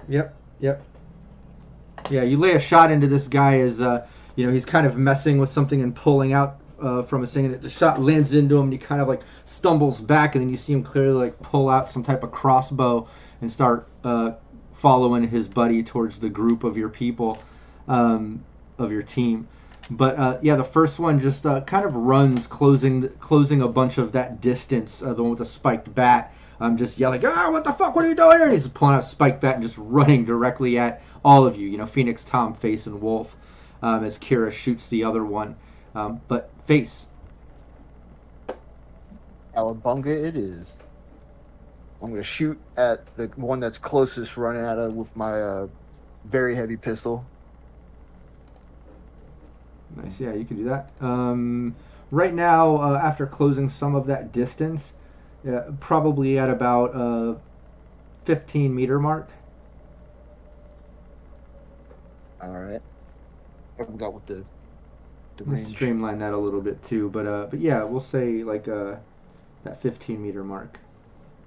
So it'd be a DV of 20 if you're using your pistol. I just hit the little thing that says single shot right here. Mm-hmm. Oh, nice. Very nice. Hey, nice, well done. Give me the damage. Nice. Which one were you're shooting at? The guy that was closing the distance, right? Yeah, the Okay, closest one.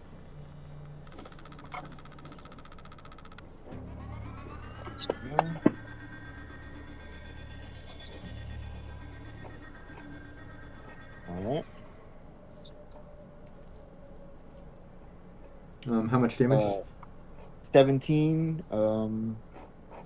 I forgot with a critical success, does that more to that?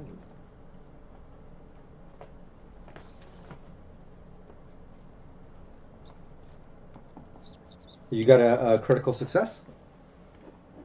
Yeah, that's what it says right there. Roll for the attack, right? So Oh no, that was with your attack, and it already calculated that. It gave you an extra D10 in that. That's how you ended up getting 28 on your handgun. Yeah, it automatically added that in. But yeah, you did some damage. You take that shot off, it lands into the guy as he's kind of closing the distance. You see him just kind of thud back, but he's still moving forward. But you can tell that you did some decent damage to him as he continues to close the distance. Wolf. All right. I'm going to fire at the guy in the distance. I'm going to use my new railgun to shoot at him. Nice. The guy running towards you all with the spike bat, or the guy that Kira shot with the crossbow? That's coming towards you. One Now. carry shot the crossbow. He's still alive, right? Yeah. Oh yeah. Both guys are still alive. Mm-hmm. Okay.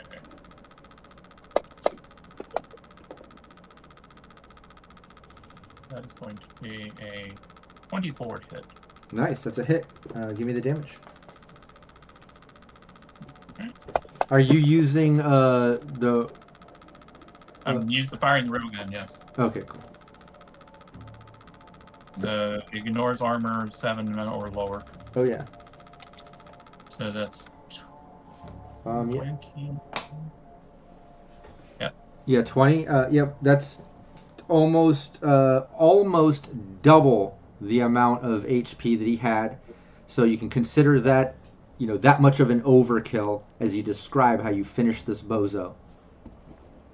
1 second, and you see me aiming. The next, you see a head pop, and there's a lot of red, and he falls to the ground.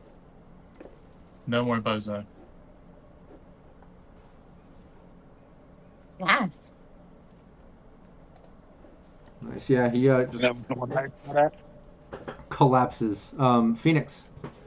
You see that one collapses. The one with the spike bat is still kind of closing the distance, running towards all of you. It looks like by his next turn he'll be close enough to do some type of melee attack, but he's still running in all of your direction. What do you do? Is he closer to me? Who's he closest to? Coming towards. We'll say, I'm the one who fell. Yeah, we'll say you. Did I fall? Yeah, closest to you. I think next turn he'll probably be closest to you since you're the one that stumbled and fell. Yeah. Okay, well, I'll pop out my pop out, and then as I'm popping my pop out, I sniff and say, oh, shit, he's coming after me. Oh, lordy. Nice, and yeah, reflex goes up now high enough that you can use your dex to evade bullets if you need to. Yeah. As you're coked And up. my pop-up is out. Yeah, pop-up blade pops up and the southern accent disappears as the synth coke takes effect. Tomcat. I'm gonna close the distance on the guy with the bat, and I'm gonna go after him with my Gandashi. Nice. Yeah, you can do that. You can use just normal move to kind of close that distance. Give me your melee. Ooh. Nice, that's a hit. Give me the damage.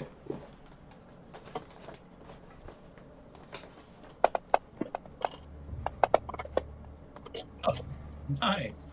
Nice, and a critical broken leg injury. Nice. 21, let me do some math here. Yeah, slow him down. 11. Oh yeah, that was a great hit. You a ton of damage to his leg. In fact, you lay in with the mono, and you clearly hear the snapping of bone in his leg as he just falls to the ground. Just screams out in agony. Still with the spiked bat, still flailing and stuff, but collapsed to the ground as now his leg is kind of bent in the wrong direction.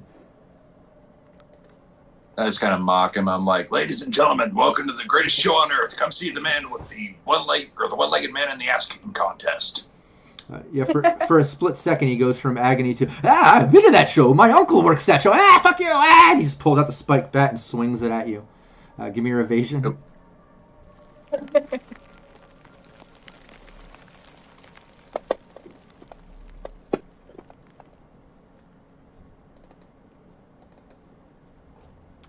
don't know why it's not going now.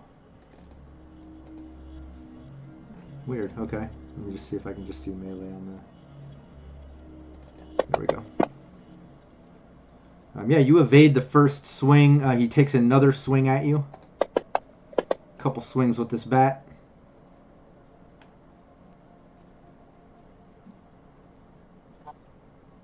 Give me evasion, Tomcat. I thought it went. My bad. Ooh, There you go. barely, yeah. Barely. Yeah, barely missed that second swipe. But yeah, he's on the ground. He's just flailing, takes a couple swipes at you with the spiked bat, just missing face.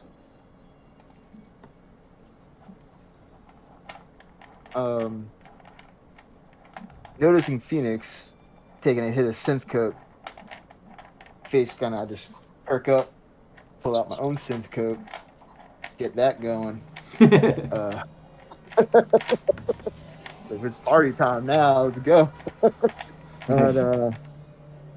And then yeah, he's gonna take a shot at the remaining bozo. Don't forget to check that resist torture and drugs. Oh yeah. I thought you were already addicted.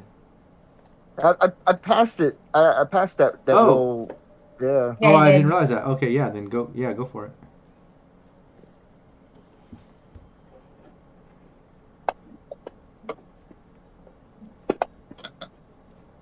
Awesome. And now you're addicted. So Yeah. Not this time. not this So that time. means you need it more than me because I only do it when I'm in action. Exactly. But yeah, you do that, and yeah, the other bozo just coughing up blood on the ground, completely dead from his popped head.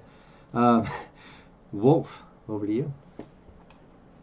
Wolf is just gonna walk up to this guy and like pummeling. Use martial arts if I can hit him. Nice, yeah, go for it.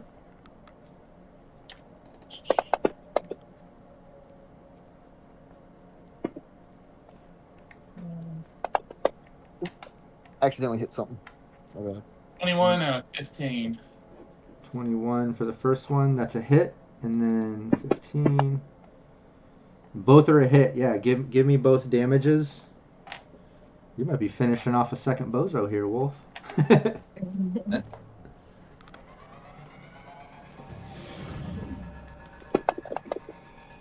This one's gonna be That one- 6. That's Yeah. 14. No, that did him in, but give me that second damage just to see how much of an yet another overkill from Wolf.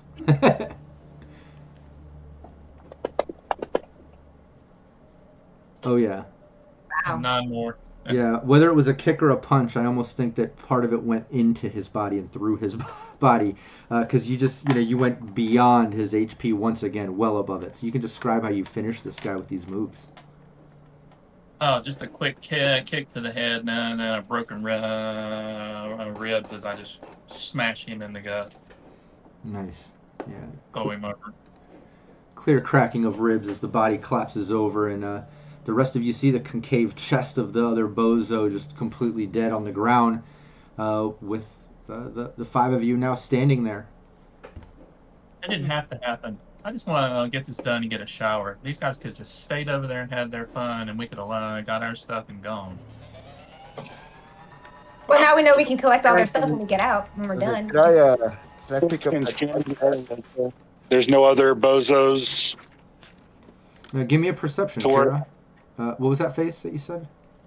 I'd like to pick up the spiked bat that bozo had. If Sure. no one else wants it. Awesome. Yeah, you pick it up. Let me go over and see if either of these guys are still alive that they were torturing. 17 perception. Nice. Yeah, you look around. You don't see any other bozos around, but you do see like leading into the Arasaka building where there's huge like crevice kind of where the building split. Looks like it goes deep into the building, and you can see some type of glow coming from in there. Like again, like some possible neon glow, not like a fire glow or something. Like there might be some rigged up power still there or something. But you don't see any bozos or anything around. And Wolf, as you kind of close that distance and go check on that Jack-in-the-Box body up on the spring tied up and the one strapped to the wall with hatchets in it and some rock damage, like both of these bodies are dead. They look like they've been dead for days. Kira reloads the one arrow into the thing, flips it over on her back, and starts rejoining the group. Oh yeah, yeah. You've got the crossbow. You got a spiked bat. The other guy. It's my pneumatic air gun, actually. Nice. Oh, sorry. I Doing nice. thought you meant taking the crossbow from the bozo. I know what you mean. Sorry. 12 days of gunness. Mm-hmm. Just a good crossbow that he has. Yeah, it's actually. I mean, it's a considered a sniper rifle with an 8-shot capacity. No, Does I mean, 46 damage. The one that Yeah, Bozo that's. has. Oh, the bozo. Yeah, the bozo. Yeah, it's a regular crossbow. All these weapons have been kind of painted up, though. This one in particular is all yellow with blue polka dots.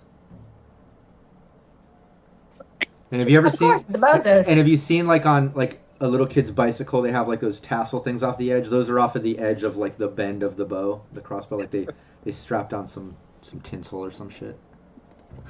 Just grab it just for decoration in your bus. I think I actually take that. I'm pretty good with a bow. So. Nice. Yeah, you got it. Yeah, you got a spike bat. You got a bow. Take all You wanna the check the weapons. I mean, I can always leave them in the bus. So Any drugs on them? Oh yeah, give me a conceal reveal. Since everybody's touching bodies, Phoenix is like, I just want some drugs. So let's look for the important stuff here. Where are the drugs? I Yeah. got 19. Yeah, Phoenix, you find literally a couple of hits of synth coke, a couple of hits of blue glass, a couple of hits of black lace. Like they've got literally a couple hits of almost every type of synth drug you can think of between the two of them. And then aside from that, you also find that each of them has these like little tins of like face paint makeup, like these different color face paint makeups, like that they've been using. But it looks like it's like this thick grease paint with like a metallic to it, almost like some type of anti-radiation sort of thing. Like maybe this face paint helps them block the radiation in this hot zone or something. But you got some of this face paint that seems to block radiation. I read it off to everybody what it is, and then I go look at Wolf and Cophead. You guys got some holes. We can just patch the holes up with some of this paint. Even just for his face. It gets even more weird. Duct tape there. There you go. Yeah, you can rub some of that across the duct tape and stuff. Help put like a little bit of a seal on it. Yeah. That's good thinking. A little shellacking. Yeah, Slack it on there. nice. Yeah, you do that. And Tomcat, horrible conceal reveal. But let's give you something. Give me a D10. This is how many eddies you find on one of the bodies. At least something. There you go. You found $6. All right. What's everybody doing? if they had red noses, Kira would have taken one of the red noses. Absolutely. You got it. It even makes a honking noise. Oh boy. Nice. Or a squeak like a dog toy. Player's choice. Player's choice. Oh, I like squeak better than honk, yeah. Well, we should definitely avoid that light and let's get into that building already.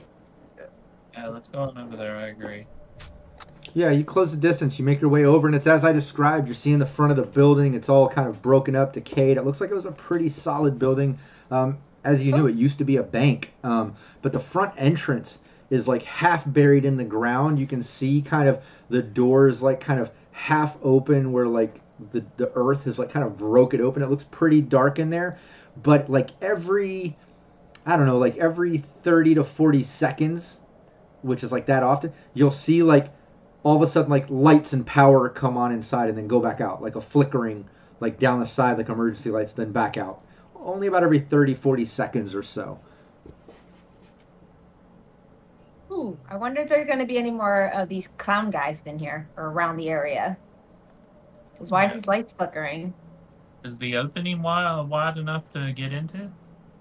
Yeah, it looks like you could climb down in there. It's open enough, one at a time. You kind of wedge down in there. And as you get closer and take that look, Wolf, you can kind of confirm to Phoenix that it doesn't look like, like neon lights set up like an encampment, like you saw the Scavers or the Bozos. This is more like whatever was powering this building at one time, or if it was set up or something. Like it still gets power every once in a while, but it's obviously broken or fucked up or something. But every once in a while, it kind of kicks on, and you can see inside. And You can see it kind of opens up like you would think of a bank, like a big lobby sort of area, bunch of rubble and garbage all up in there. But down one side, you can kind of see like a long sort of bar, sort of set up like a long desk bar thing. Half of it cracked open. Behind there, you can see what looks like a vault door, but that thing is completely broken open and like half off the hinges. And again, every once in a while, like lights flicker on and then go back out and stuff. Ooh, don't get electrocuted. Make sure you don't touch a wire. That's what you see from the doorway. I'll go ahead and go in. I have a thermal infrared vision, so I'm keeping an eye on looking around inside. Hey Tomcat, you think maybe you can get us some power for a little bit here? If you work on some of this wiring here. Looks like it's give me power. Basic tech roll or yeah, you see electronic security. Yeah, I'll let you decide. When you get down in here, well, if you get down in there, it's as I described earlier. But then when you go in, you can clearly see like off to one side. Every time the power kind of kicks on for that few seconds and then out for 30 to 40. Every time it does kick on, you see a couple sparks come out from the side where it looks like there's some type of like circuit board. And yeah, it just keeps kind of like flickering in and out. You can see like like some sparking and where like there's like a power converter and circuit board. Obviously, yeah, Tomcat could probably fuck with that and maybe try to get power going if he can fix it.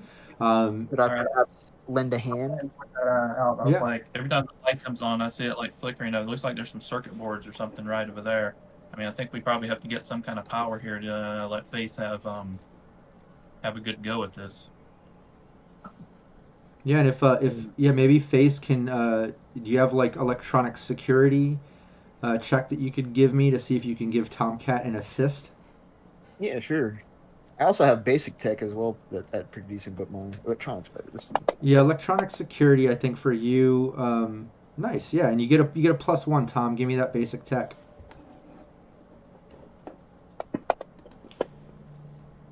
No. Oh. You fix it. Holy shit. Even with a crit fail. Wow.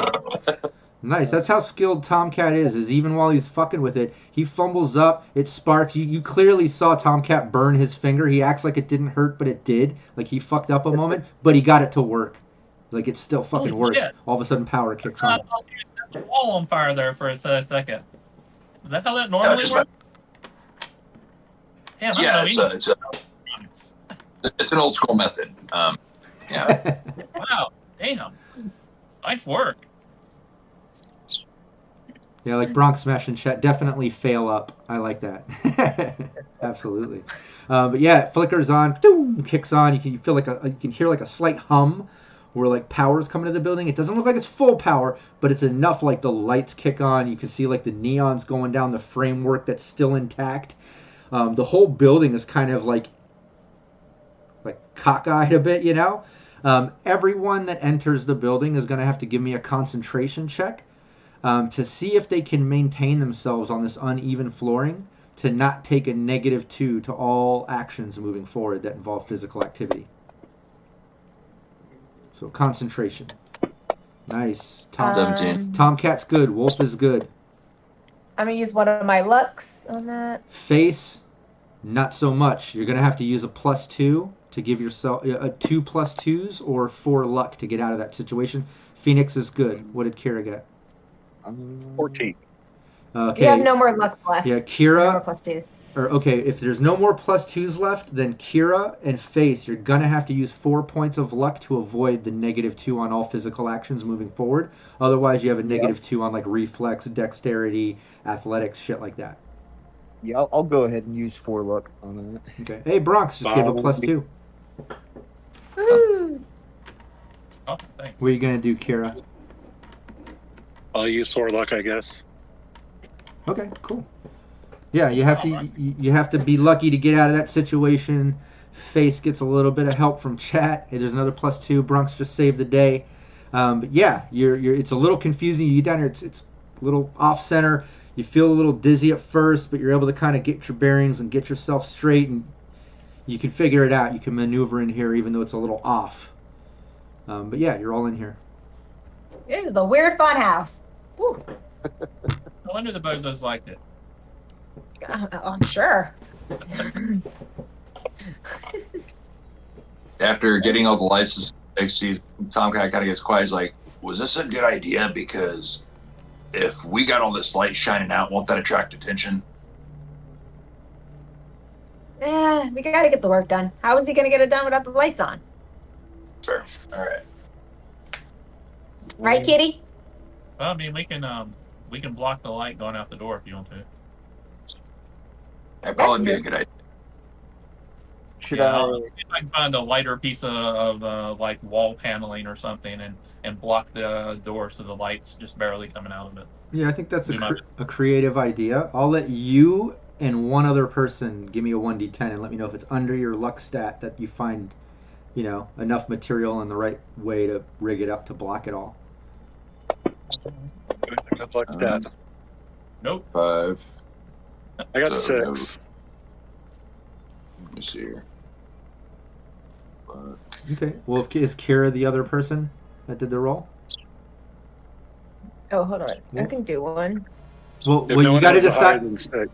Yeah, you got to Wait, decide who who's did you want to? exactly. Wolf did one. He failed. One other person can do a luck check to check this to help him out. I think I asked Kara already rolled one, didn't she? She didn't roll No, yet. I'm waiting to know whether you want me to. I didn't know who had their luck stat. She was trying to see Oh, who my had. My luck- luck stat is a 6. I have 6 of my luck stat.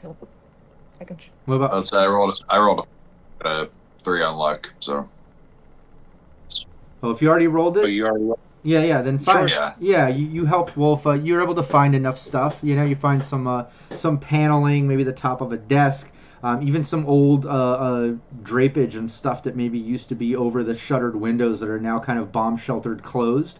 But you're able to kind of pull those over the jammed open door that's half showing, half. Yeah, you cover it all up. No one from outside should be able to see that the lights are on. Good thinking. Yay! And I suppose at this point I should do a scanner, Oh yeah, see yeah, if I can find any access points at all. yeah. Go for it. I do want to stand by the door and listen out for any curious passers-by, though. I got an 8.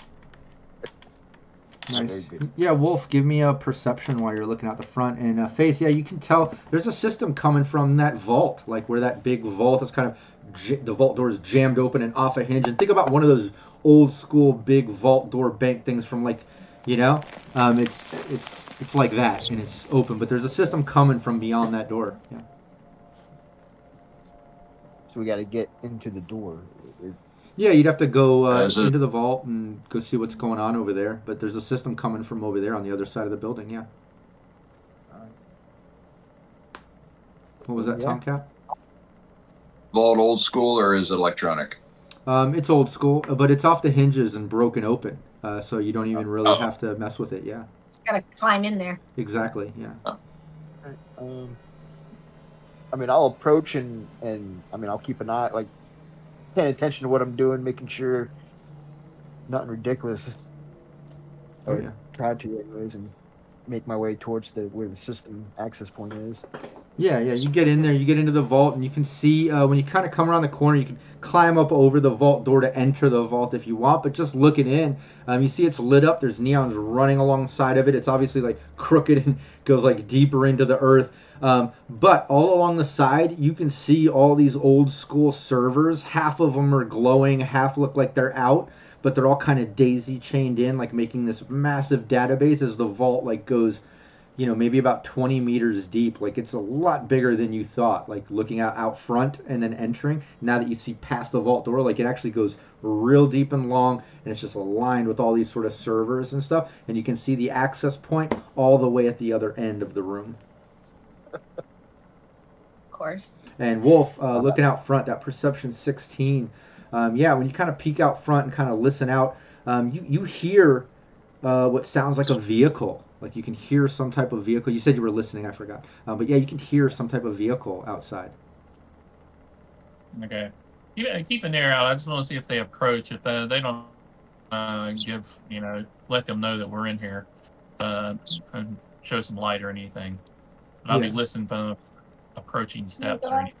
Okay. Yeah. You can even we can say you're holding your turn, listening out, riding that same perception, and yeah, I'll let you know. You know, if something is approaching vehicle or whatever, you held your turn to be able to know that first. Absolutely. I didn't have my threat detection on at that point, and now I'm on high alert. So Perfect. Hell yeah. What's as Face is kind of going to enter the vault, Wolf is kind of looking out front. What's Kira doing? Here, keeping an eye inside, keeping an eye for any movement inside where they are.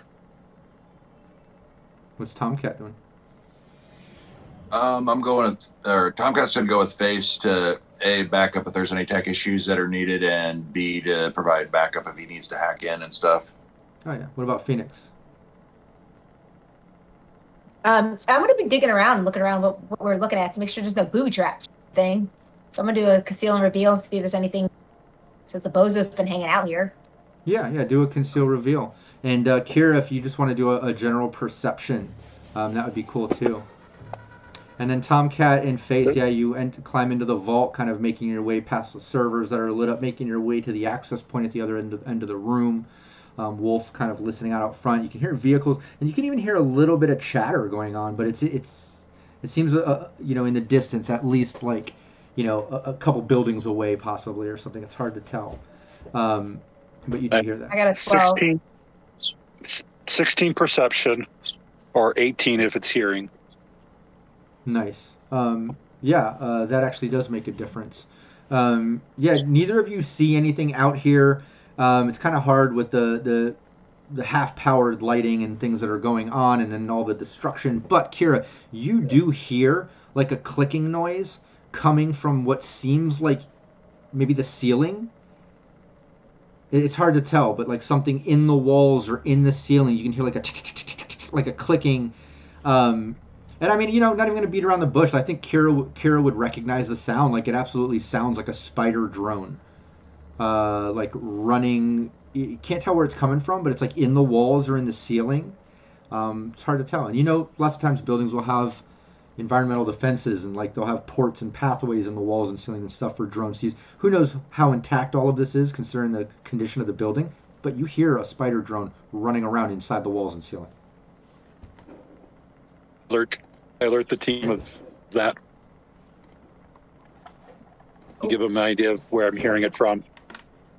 Phoenix kind of goes closer because she does have hearing, which is, I don't know if I can roll for that. Yeah, that's Oh yeah. When it's her turn. Yeah, give me another perception. We're kind of out of initiative right here. what I was using. Yeah. Okay, yeah, because I have hearing impaired, so my ear is supposed to be like. Yeah, you can give me another one same. now that Kira pointed it out. Yeah. What was that, Kira? Is there anything for that? I have To the use amplified my- hearing as well. Yeah, exactly. No, just give me If normal you're using perception. amplified hearing, you get a plus Oh, 2 okay. to your perception. Exactly. Okay. And then I'm gonna use one more one of my lucks because I have a. So I'm gonna use one of my lucks.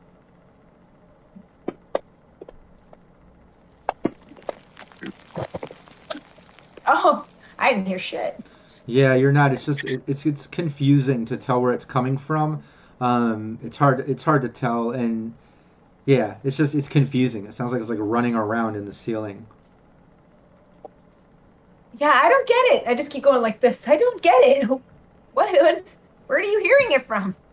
But Tom and Face, yeah, you make your way down the server to the other end of the room, and yeah, Face, you clearly see there's an access point back here. All right.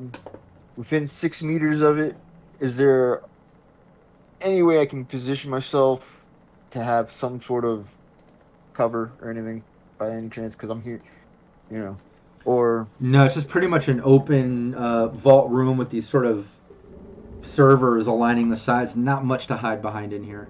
Yeah. all right. Well, I'll go ahead and jack in. Yeah. Kira's got her weapon drawn, ready, keeping an ear out. Yeah, I swapped out between the monoblade to the my medium pistol just in case anybody does come in. Just kind of standing between the doorway and Face, just to kind of give him some security. Because if he can't get it, then we're screwed. Venus is now obsessed with the sound that that Kira heard. She's like, I didn't hear it, and it's driving me crazy. So I'm just gonna be kind of doing one of these things with my pop-up. Where is it? Nice. Now I'm obsessed. Yeah, you're listening out for that. Everyone's looking out. You still hear vehicles and some chatter outside. Can't tell where or what. But Face, you're right there in the top. You enter the system, and it looks like you're facing a password 8. And right when you enter in the system and you're facing that password 8, Tomcat, you notice like right above where you're at the access point, the ceiling kind of slides open with this sort of door, and you see a spider drone come climbing out of that door, like, and come climbing out, still attached to the ceiling, but popping out. And it was like, the second that Face entered the system, did that open. Yeah. But we're still on Face's turn. I just wanted to warn you of what's to come. As Face, you're facing a password 8. And keep in mind, you see meat space too. When you're in these systems in the time of red, you also can see that drone happening, but you're also dealing with the system. You see a password 8. Like, all this shit's happening simultaneously. So what are you doing?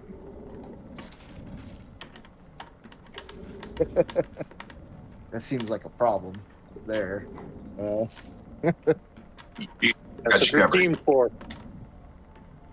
Stay focused. All right. I'll go ahead and just see if I can do this quick. So I'm going to do backdoor to try to get into this password. Yeah, go for it. You can do that. Your options here, and I know because net running, you're new to net running. You've only done it, so many times. When you're in here, you have options. You can do that. You can get through the password. You can also do Pathfinder and kind of see what's beyond. As long as you break an 8, you can see beyond that password and see how many levels, what you're going to be facing. That's usually what net runners do first. Yeah, I'd forgotten whether or not I could do Pathfinder before the password or after it. But yeah, Pathfinder. Actually, I mean, it might get blocked if you don't beat an 8, but let's see. Go for it. Give me your interface. Well, I have the SIA booster program. Does Fantasy Grounds automatically have that included in the Pathfinder role? Or if you put that program in, yeah, it should be. Cool. Go for it. Give me your interface. Let's see. Nice. That's enough. And it doesn't look like it put the bonus in there. So especially with that, you break that 8. But you can see right past this password 8, you can see the system goes down 3 levels. It looks like the second level breaks off into a B. So it's like a level 1 with a password 8. It goes down to a level 2 with a control node 8. Then that 2 looks like it horizontally goes somewhere with a password 8. And then it drops down to a 3. A third level, and down there you can see there's a file with an ID 8, knowing that the program that you have on your deck from Tanner, the guy that hired you all, needs to go into that file. That's the job, right? But aside from that, you also can see there's a demon down there on the second level, and it looks like it's messing with the control node. And yeah, that's what you see. That's what's ahead of you. Okay. All right. All right. I'll go ahead and I'll backdoor this password. Hell yeah, you will. Hopefully. Yeah. Yep, you're in. Awesome. Right up in that back door. You got it in. Right through there. Wait, he's got to say it. Yeah, I'll go in there. I'll drop down to 2. I heard a giggle. That's good enough. Yeah, you're in there. You get past the password 8, and you want to drop down to the second level. You said. Yeah. Yeah, you drop down to the second level, instantly face to face with this demon. And it looks like it's staying on this control node. As a net runner, when you enter systems, demons pretty much get priority over initiative. They kind of run to the top of it. Usually when we run into black ice, you'll do a speed check. This demon looks like it's just focused on this control node, whatever it's doing there. How many net actions do you have? 3 or 4? I have a total of 3. I used the Pathfinder and backdoor, so I have I guess one left. One more action, yeah. Yeah, because moving levels doesn't count as an action. So, yeah, what do you want to do? So this demon, it's considered a black ice program or non-black ice, Yeah, I mean or it's a program. Yeah, it's a demon. or just because I have sword, but I also have smithy, which can turn it into banhammer. So like depending on if it's black ice or Oh, non-black ice, yeah, it can black do more ice, black damage. ice. Yeah. Okay, cool. So yeah, I'm gonna activate one of my sword programs and hit it. Try to hit it. Yeah, and for streamlining when we stream, I usually, unless we're getting into specific situations, we'll say you have those activated. Just like when everyone was gearing up in the bus before you left, we'll say you activated sword, you activated things. Otherwise, that would take net actions and stuff. So for the sake of streamlining, yeah, give me that interface. Attack this demon. Sword you only activate when you use it, so. Yeah. All right. So I just interface, yeah. And you should get a +1 with sword, I think, or +2. I forget. I'd have to look it up. +1, I believe. +1, yeah. Oh yeah. All right, that's a 10 altogether with the +1. It added the What was the total? 10. Nice. Give me the damage.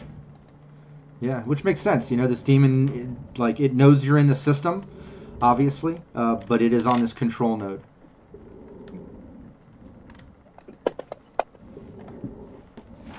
Seven. Oh, okay. Right? It's supposed to do 3d6, not 2d6. Yep. I'll just. Oh, you want me to just roll the third one for it? Yeah. Wait. Sword should be 3d6 in here. Yep. If it's black ice, it should be 3d6. Oh, you know what? So like for my stat sheet, I rolled the damage thing and it just did the 2d6. But if I have the actual sword description stuff open, it shows damage and black ice damage, and I should have just picked that one. I see where I did there, but I'll just roll this one extra d6. That's fine. With a total of 8 damage. Nice. Okay.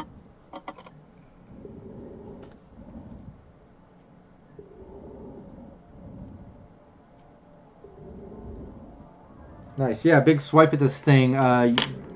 Bunch of pixelation kind of floats off into the system from this thing. You did a significant amount of damage to it, but that's the end of your net actions. As we turn back to the team, does everyone want to go ahead and give me another initiative? Let's get the order of this, because this is going to matter.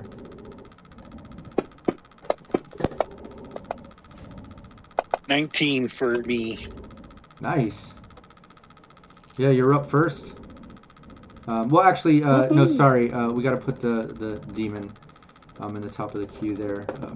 My initiative as well. Yeah, ultimately the drone kind of pops out. It would appear this demon is controlling this drone, the spider drone, as it comes down onto the ceiling and literally scurries up right above you, Tomcat, and face, and then it just pops up this gun. You see like a pop-up submachine gun as it just goes full auto down onto you, directly onto face. So yeah, face, do you have a reflex of 8 or higher? With the synth coke, I do. Oh, nice. Yeah, go for it. Give me your evasion.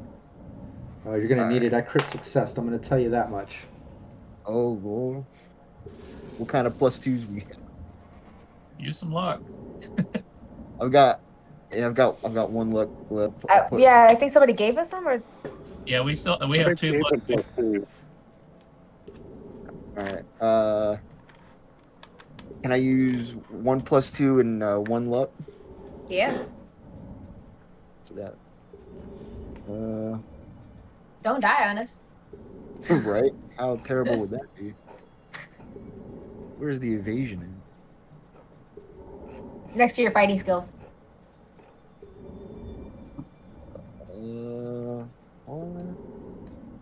Oh, Oh, there it is. Okay, cool. Are you gonna dodge it?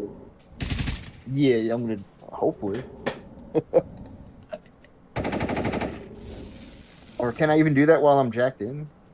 Yeah, Yep. yeah. You can. It's a meat space turn. You can. Your Alright, response to this so- attack. That's 16 plus the 3 from the plus 2 in my one luck, so that's 19. 19. No, it's a hit. Yeah, these rounds land into you, and it would appear it's full damage too because I've maxed out 3 above your thing, so that's going to be multiplied by this 2d6, which is only 4, so 12 points of damage. Not as bad as it could have been, but full auto. This you see this spider drone just kind of sink into the ceiling as the claws dig in. Tomcat just pops up this machine gun, just full auto rains down on face, landing into his shoulders, his back as he's trying to still fuck with the system, taking that much damage. Face, don't reduce your SP. Minus your ammo. Minus your armor. Okay, cool. So I've got 11 SP with the body weight suit. Nice, not bad. So 12 damage. That 1 point of I damage. just. Cool. Yeah, so And you 1 point of inflated by damage, 1. and yeah, your SP goes down to 10 now. Your bodysuit. Those are expensive too. Well, luckily you guys know a tech. I think you can probably repair that for pretty cheap. But yeah, bullets. Does that SP loss, does that apply just to the body part or the head part or both, or Body. Everything because it's a bodysuit. Yeah. to both get affected? Alright, cool. Alright.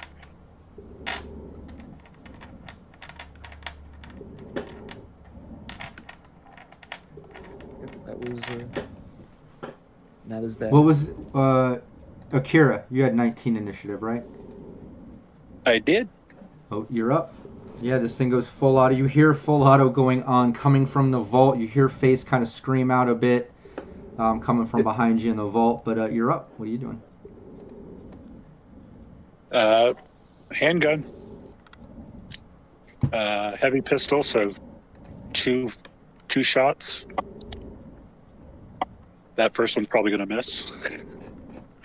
I would have got whatever to get as close as possible. It's going to be, yeah, that's definitely going to miss. That's a total of 7 because I failed. Oh, yeah, that's a miss. This is rate of fire 1. Second shot, nope, rate of fire 2. Okay, cool. Second shot is a 19. Nice, that's a hit. And that'll be 3d6 damage with incendiary.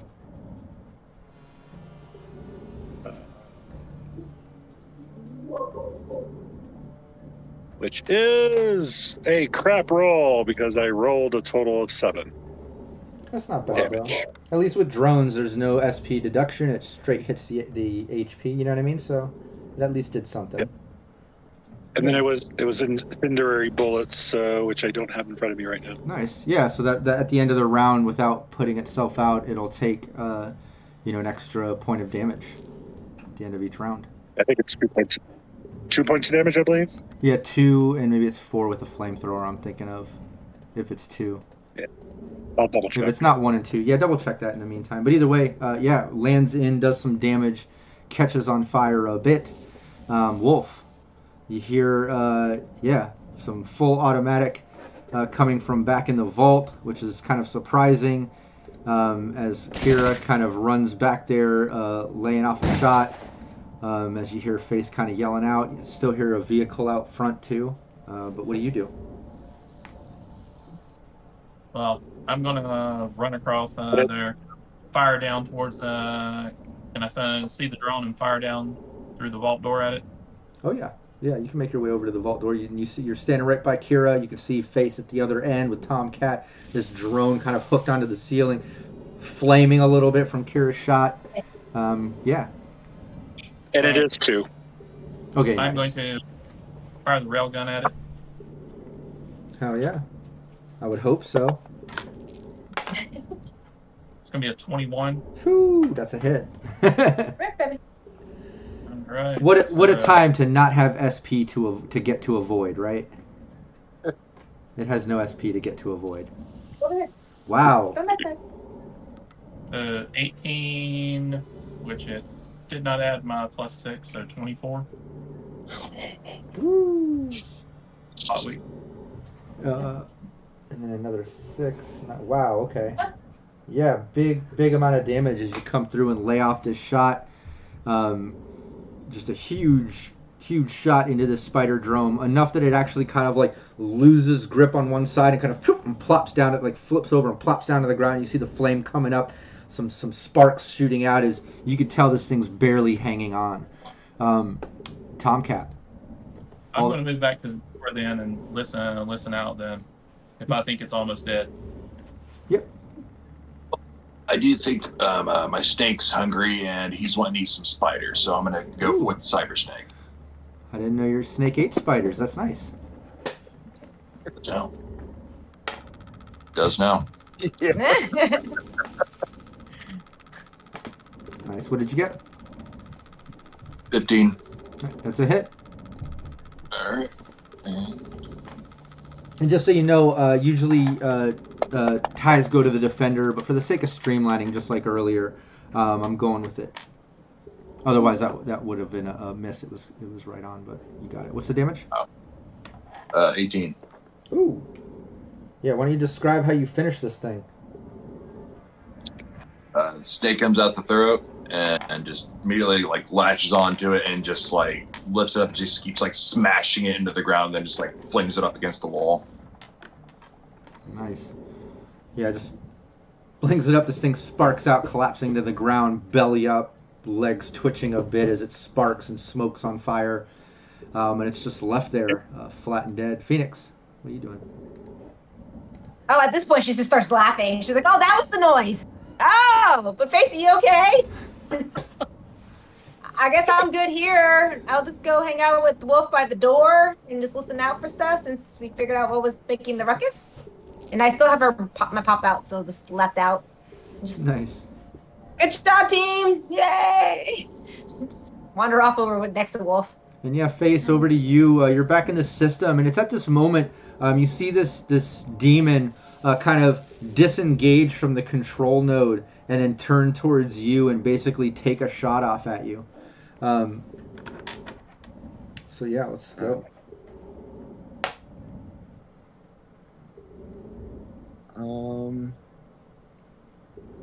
I haven't had to deal with being attacked in that space yet. Still interface, yeah. It's always interface when you're in a system. Yeah. Okay, so just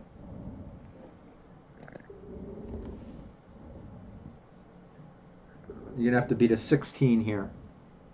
oh boy. Just letting you know, because you do. You might have some +2s. You might have luck left. I'm not sure. No, I don't anymore. Oh well. Yeah. You're flying by the seat of your bodysuit. Yep. I'm trying to click on the. What in the world? I forgot which thing I have to click on for interface. And in fact, just for fun, all of you notice that while you're in this building, all of a sudden, like a nice blood rain starts. So, like outside, you're noticing that there's some definite blood rain coming down. I'm gonna change up the Sirenscape sounds, give us a little blood rain during the hot zone. There we go. Oh, nice. Just for fun, just set the mood. Ooh. As the evening hours are rolling in, the toxicity and the hanging red smog starts to let itself go.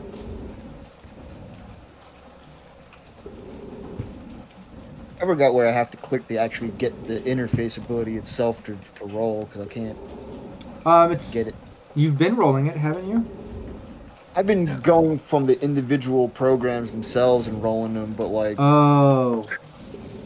Well, okay. Go to your tech skills. Yeah, just... Well, I don't think interface is there because this is roll ability, right? You should be able to roll interface. You can't double click it?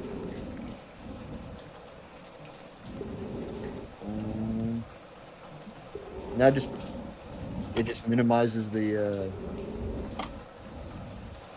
That's crazy. What in the world? Where it has levels. Okay, just click it. Go to your actions tab, Yep, I'm there. and then where it says interface. Oh, it just minimizes it. You said. Yeah. Crazy. Do the just do the encounter ice. It doesn't matter. Just do that. It's all gonna pull off your interface anyway. So at least if you can click on one of them, you know. Okay. It's ultimately the same thing. Okay. Yeah, 11. Yeah, it hits you. You're not able to dodge it. So 8 points of damage direct to your HP. No bodysuit saves you on that. Because you're not in meat space, you're in the system, you know? But yeah, this thing just turns and pretty much zaps you with this bolt. This thing is basically a small orange sphere of light with red horns. You can tell you're looking at a demon imp. Okay. Oh. Okay, well, whatever. Okay, 8 points of damage. Anyways, I think I was pulling off the wrong demon, but either way, 8 points of damage direct. We'll keep that. As this thing pretty much zaps you, and face your turn. What do you do? I'm gonna go ahead Oh, and. sorry. Zaps you a second time. I forget it has 2 net actions. So. Ouch. Yeah, go again.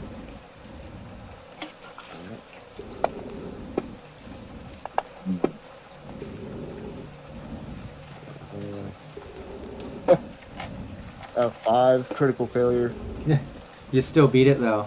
I rolled. Yeah, you beat it. I got a 4. Wow. Awful.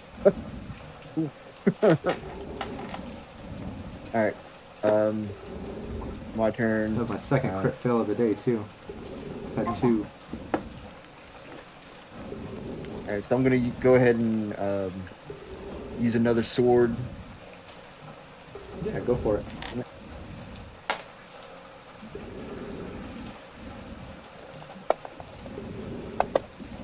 Nice. Oh yeah. There we go. Yay. 22 critical success. Yeah, that's a hit. Do the damage?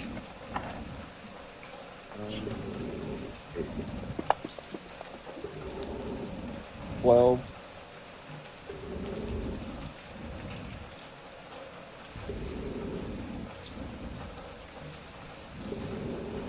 Yeah, why don't you describe how you finish off this glowing orange ball demon with red horns with this sword swipe, because you just killed it. Awesome. Yeah, he just comes through with a uppercut kind of slice with my sword, and just right in half, and it's like you cut like a tennis ball, and it's just spin in half until they pixelate into nothingness. Oh yeah. Yeah, this pixelated blood pours onto the system floor, dissipating, and yeah, you're left standing in this system in front of, on the second level in front of this control node that the demon was on, knowing that on the third level is that file. But yeah, you're just standing in this system by yourself on the second floor. All right. And then you said the second floor had another section to it? Oh yeah. It has a control node on this floor, and then it looks like it continues on with a password 8. And then third level is the file. Okay. I'm gonna do Pathfinder to see what's on down that other way, down past that other password. Sure. Yeah, go If for it. possible. Yeah, absolutely. And that's see Just got to beat an 8 to see through that password. It looks like you did. You got a critical success. A 26. Wow. You had to beat an 8. Yeah, you can You see all the inner. Yeah, you see.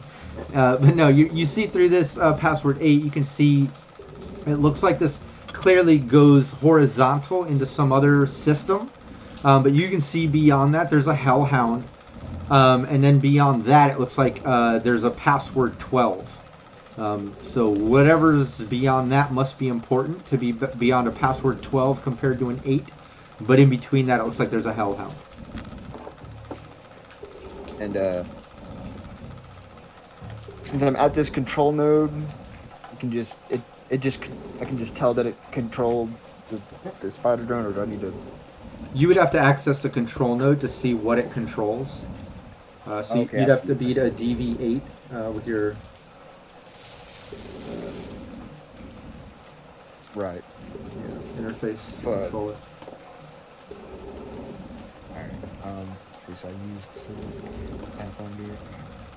I just need to drop down to the 3rd level to get to that file. Yeah, the job is to get to the file in the system, so you know that file's down on the 3rd level, and that's where you've got to implement that program that you loaded on your drive from that guy. Okay. That's the job, yeah. But right now you're on the 2nd level near that control node. I'll go ahead and drop down to the 3rd level and get the job taken care of at least. Yeah, DV8. File ID, ID. ID and flow. Nice. Yeah, you get into it. You're right into the file. And for the sake of streamlining, we're going to bypass the net actions because the rest of you are hanging out. The drone's dead. Things are fairly silent with the exception of the blood rain coming down and Wolf hearing some vehicle in the distance with some chatter. That still isn't approaching or anything. Even over gunfire and things. You've blocked the light, you know. It's hot zone. It's Night City. But yeah, let's streamline it. Face, you're in that file. When you get into the file, you can see that this file runs hundreds and hundreds and hundreds of individual little fucking files. You know, each one with its own password 8. And it looks like, you know, you're in the file holding most of these database systems or whatever. This is obviously where you need to be to implement this program. Alright. To erase everything. I'll go ahead and do it, yeah. I'll implement what I need to do. Nice. Yeah, you turn it on, you click on the program, don't even need to do an interface, it's already loaded in and ready to go. When you click it on, you see it instantly kind of sparks this sort of like spider web that is all like right angles and digital, so it like resembles a spider web, but in a much more like creepy sort of like digital way in a sense. Like it's scary the way that this thing kind of spreads and reacts so quickly. And as it hits each password in DV, you see it like kind of corrupt that password as each doorway turns black as it enters each system. And you see each one kind of like pop and explode with like sparks of digital destruction as it's just racking through each system, just going down, hundreds and hundreds of them as it spreads, and within seconds just popping each one. But what you also notice is that it starts spreading within your cyber deck into your arm, and you can see it kind of like, oh, did we lose Kira? Did we lose Jamie? Yep, just now. Oh, okay. I'm still here. Oh, okay, good. Yeah, Sorry. but you see as that spreads, it also spreads into your cyber deck. Like it's not just an outward movement, and you can see it kind of like creeping up into your arm. Like it's trying to spread into you and possibly do the same thing that it's doing to the system. In which case, you might be able to, without doing it like a deduction roll, you can almost assume like your cyberware might pop and explode, in the same way that these systems are and stuff. Can I jack out like even unsafely? Yeah, you can absolutely jack out. Yeah. Then yeah, I want to do that. Yeah, you jack out, and when you jack out, you can still see like where that program kind of severs and breaks off digitally from itself. And when you enter meat space, you see your cyber deck like kind of sparking a little bit, and you can feel in your cyber arm like some heat. Like that program is spreading in your body, and it's going to take some type of cyber tech check from somebody that might know some tech work or something to try to fuck with this program and your cyberware from spreading. Whether it's some firewall aspect shit or something. So Face or Tomcat, you both are right there. Whichever one has the better cyber tech check, I would say go for it immediately. Don't forget you have luck +2s. Not to meta too much, but we are getting to the end here, and this is pretty important for Face. If this is a failure, it might not be very good. All right. I've got a base of 19. Hey, thanks for the raid. Yours is way better than mine. Thanks, Diamond Dust. All right. We're right at the end of our one shot here. This is Team Phoenix Rising. Face, our netrunner, just implemented a program into the system to erase all records in this old data server bank. But when he released this custom program, it kind of spiderwebbed this sort of black spiderweb digital corrosion that went down into each data system in the bank or whatever, just popping them, exploding them in sparks. But this program also went into his cyber deck. It was not just coming out from the cyber deck where he had the program in, and he has an internal cyber deck in his cyber arm, but it also spread into his arm. He jacked out, but now his cyber deck is sparking as he feels his arm getting hot, as his program seems to also be spreading into his cyberware, feeling like it might explode or pop at any moment, same way it was doing to the system. But Tomcat's trying to cure this with a little cyber tech check. Let's see if we roll can... cyber. Last 3 luck I got. Okay.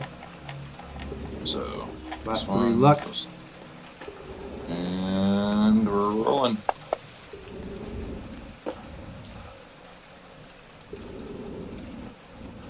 All right. Nice. So it's 29. All yeah. Right. Yeah. Why don't you describe how you kind of counter this thing? As you can clearly see his cyberware corroding and turning black. You can see sparks coming out. Face, you feel it heating up. You feel your arm kind of glitching in and out, like just on the verge of exploding or something horrible as Tomcat fixes it. But Tom, what do you do? How does that go down? I grab my tech tool and I'm just tearing at his arm. He's like looking over at me like, what are you doing? I'm just like, back away, tearing at it, trying to get all the crap off of it, while at the same time trying to pair whatever I can, like as quickly as possible. And it looks like it finally stopped, and hopefully he's okay now. Oh yeah, you're fine, Face. It was close. Your arm feels... It's weird because it's a cyber arm, but it feels swollen, if that makes sense, It's weird. Weird ghost feeling. Yeah. Are you getting the arthritis? Cyberitis. Thanks, man. That was real scary. I don't know what that was. It was a crazy thing that we were given to do this, but I'm pretty sure it did the job. A couple seconds. Take the blue. Did you take the blue pill? Yeah, a couple seconds later, the power goes out in the building that Tomcat fixed up in the broken circuit board earlier. Seems like whatever this was has now spread to all other systems in the building. As the neons, everything kind of glitch out, and you're in pitch darkness. I know Wolf has night vision and thermo. Does Phoenix care a Face or Tomcat? Yeah. All I have is the glasses. I don't think it does anything. Oh no, yeah, you have smart goggles, and you do have night vision in that, yeah. Phoenix. Yeah, I think you do. Yeah. I have an agent. Does it have a flashlight? There you go. Smart thinking. Yeah. All lights go out. Phoenix Wolf can see fine. As all of a sudden, there's a little glow coming from Face's agent. My glasses on. Yeah, and Kira's got a flashlight. Yeah, you kick it on. You're in this data system bank. Looks like all systems are fried. Place is shut down. Mission accomplished. What are y'all doing? Here, I thought I was gonna be slick and take care of the main job, and then go and explore the whatever was secondary. No, we didn't even get a chance to know what they wanted to be destroyed, but I guess curiosity would have killed you.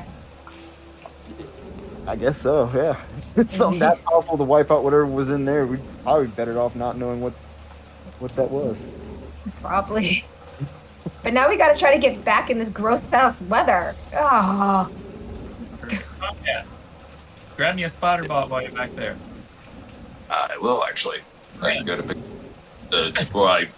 pieces. Let me rephrase. I pick up the pieces of it and carry it off with me. We can Frankenstein him, right? Oh yeah. Maybe we can do something with him with the Doberman. Maybe make some kind of a combo. An 8-legged Doberman? Oh, nice. Hey, Hey, climb up the spider, wall. Doberman, spider, You'll have to take them on walks. Would that be a Doberer, like Doberman Spider, or would you just combine Spider and Doberman and have Spider-Man? Wait, Spider-Man. That's right. that works, right? Spider and That's the Doberman. real Spider-Man? origin I don't know. story. That was too easy. But yeah, you have everything gathered up. Tomcat drags the drone out. You're posted up. Still blood raining outside. You can clearly hear it. What are y'all doing? Hey, they haven't come over here, but I've heard some people in some like trucks or something over here, and I point off in the direction, and some guy talking. But I think with the blood rain and everything, we should be able to sneak by pretty easily. It's going to give us some cover. Just a heads Well, up. we gotta get out of this shithole. Hopefully I don't bust my ass again on the way out. Yeah, let's pull open the door then. Wolf, you still stink. I'll make the blood rain will help it. That would be a step up from the shit you fell into. But yeah, you pull over the cover that you guys kind of makeshifted over the half door, half buried from the building, collapsed, half underground.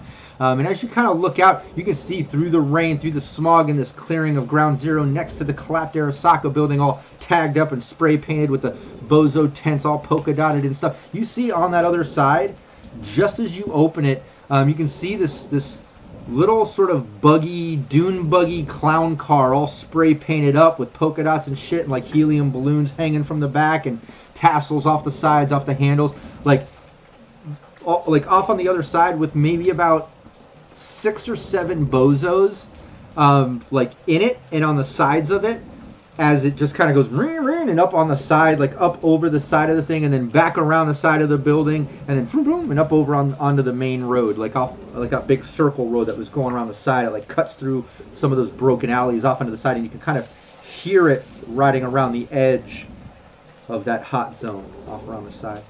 It doesn't look like it's coming our direction, does it? No, it's going around the other side of the building. Okay. All right, let's get out. Run! Before they come back.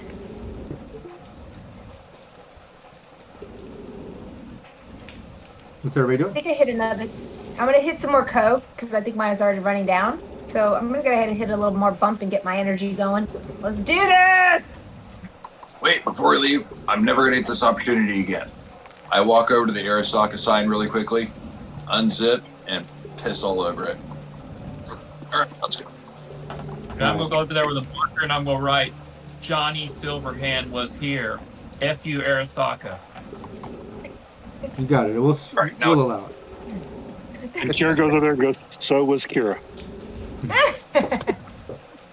Does Face and Phoenix want to tag the building or anything? She does a little Phoenix logo on it and just runs. Just do a little tiny smiley face. Nice. Yeah, you do that. You hear the that Doom buggy riding around the hot zone, kind of cutting around the backside. But you're able to kind of get out and at least tag up the building before you get out from Ground Zero and make your way out and around.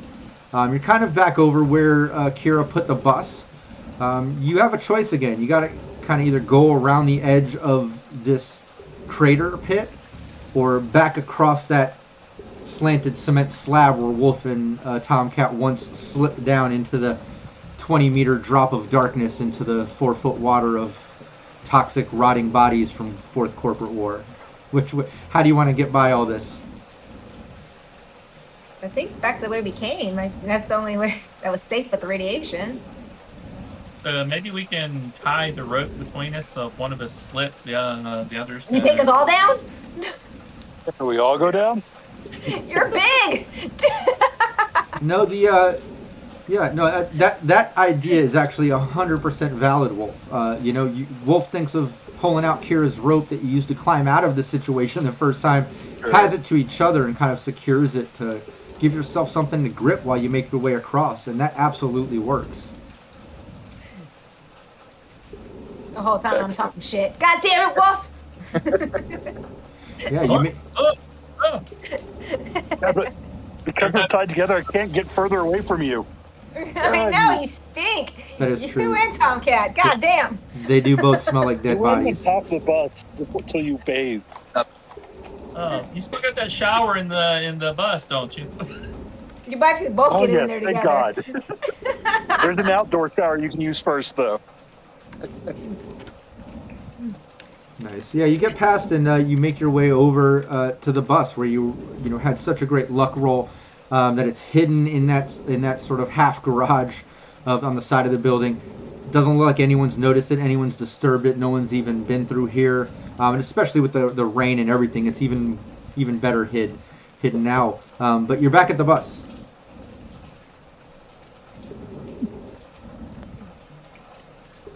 Mission accomplished. Once we get back in the bus, I'm gonna go ahead and call Tanner right after we get back in there. Since I'm all hopped up and stuff, and the mission was already done. So I call Tanner and let him know that the mission was done and that we need more pay because we almost lost. Yeah, fucking Netrunner almost got fried because of his dumbass program.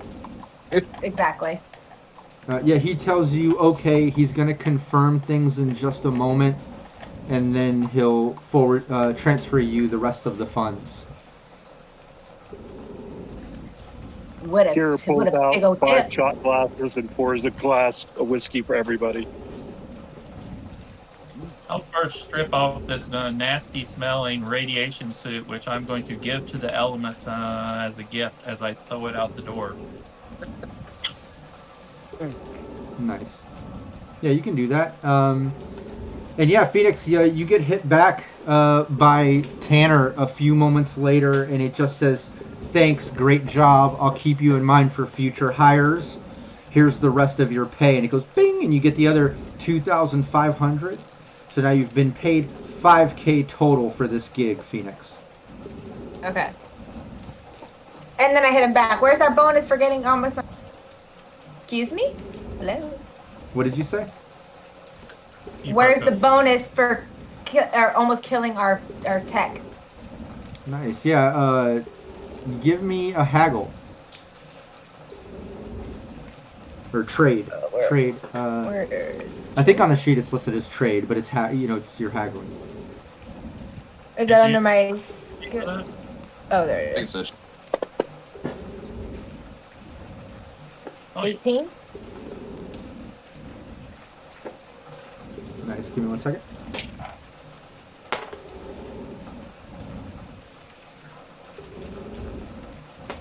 He says, okay, I understand. Unforeseen circumstances arose, and that's completely fine. And forwards 10% more, so you get another 500 eddies.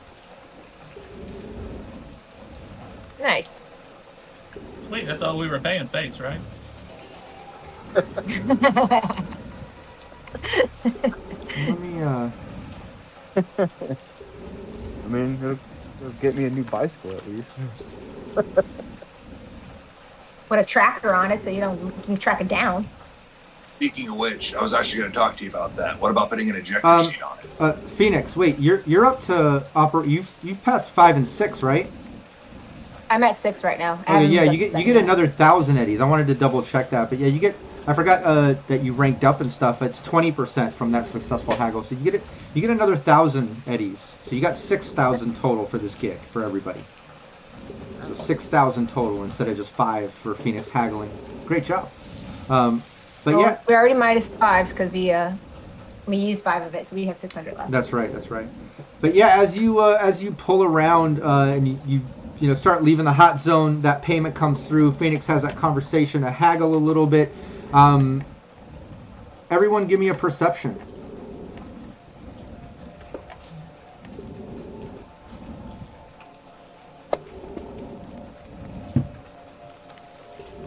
One.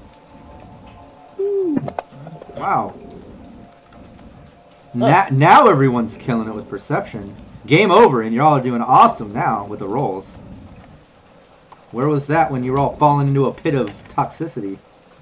That's right.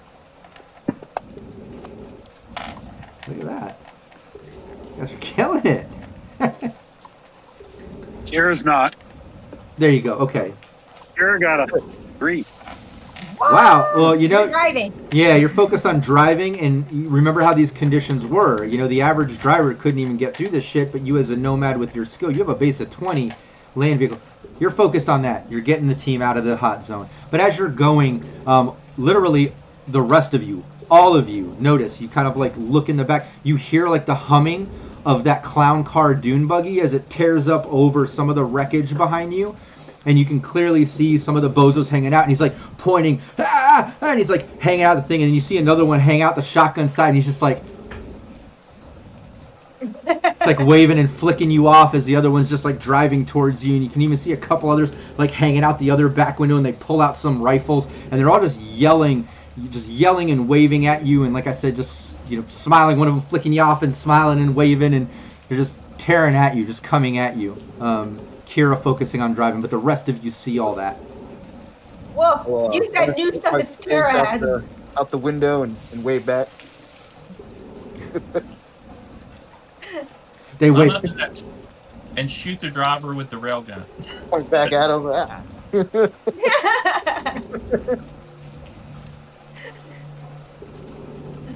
Oh Lordy. And Like driving up next to the bus? no, they're tearing up behind you, trying to catch up to you. It looks, they just came over some of the wreckage behind you. Okay. Now I want to climb up into the turret and shoot the driver.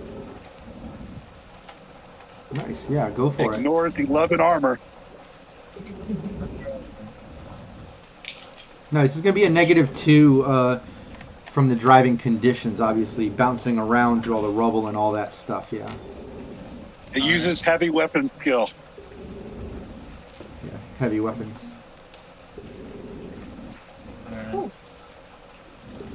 Oh, thanks, Joe. Sounds like a dog fart. Oh God, it's bad. Oh. Oh. Okay.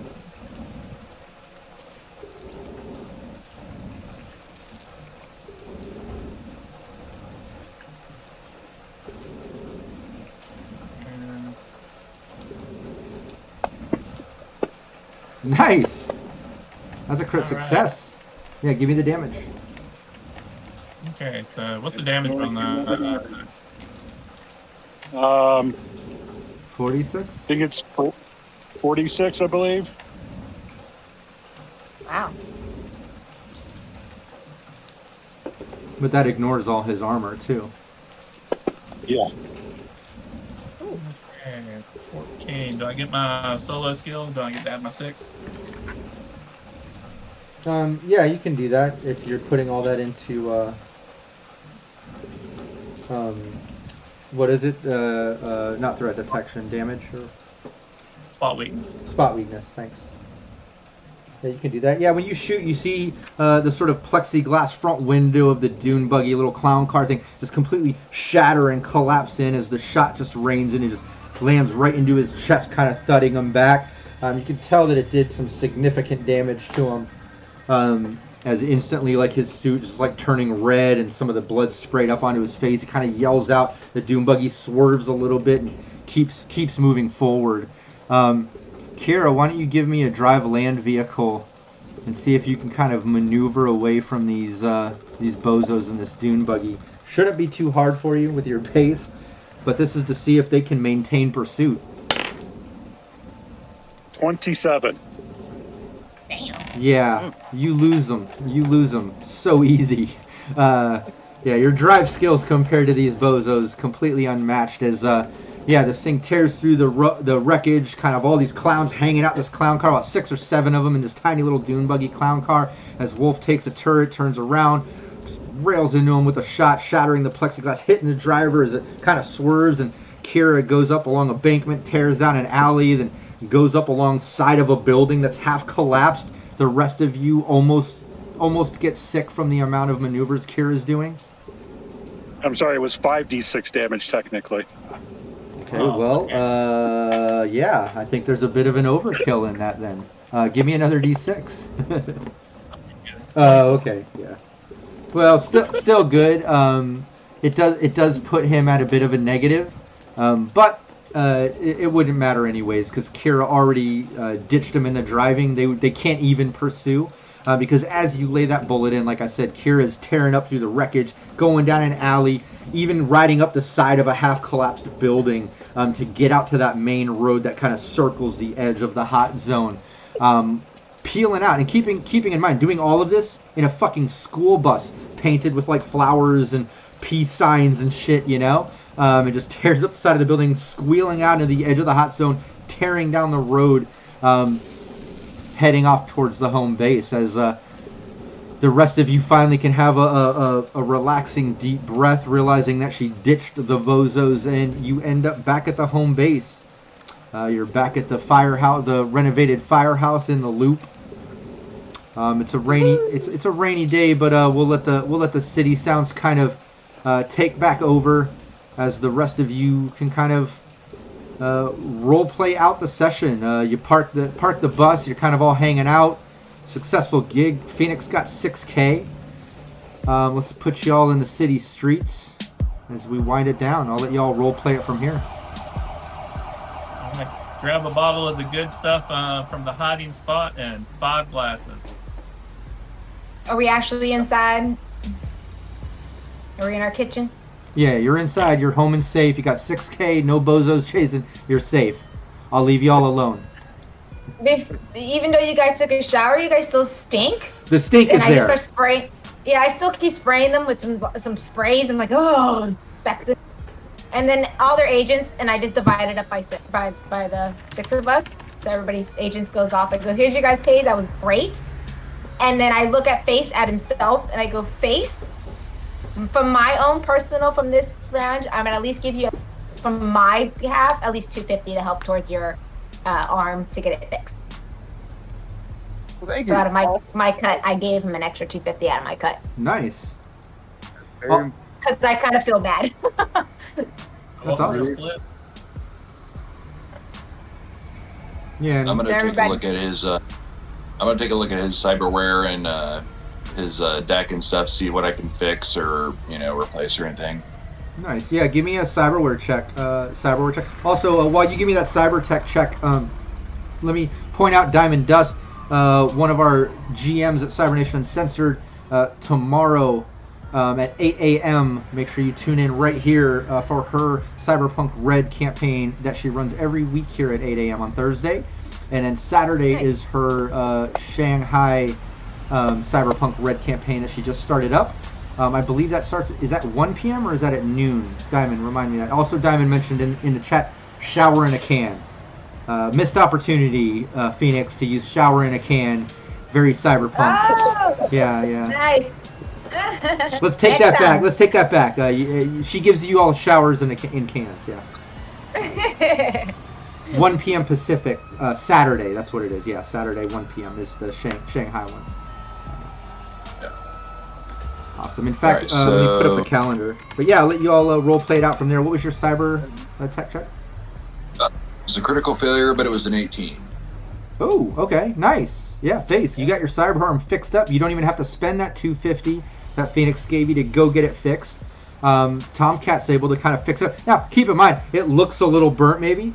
Like maybe it has some black patterning like a spider web. Almost looks like a spider web tattoo or something, you know? But like digital, kind of looks cool actually.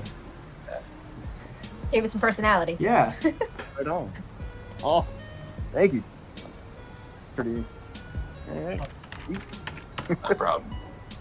Thanks for all your work. You were willing to die for this mission, so salute to you. Now we all have to start chugging drinks.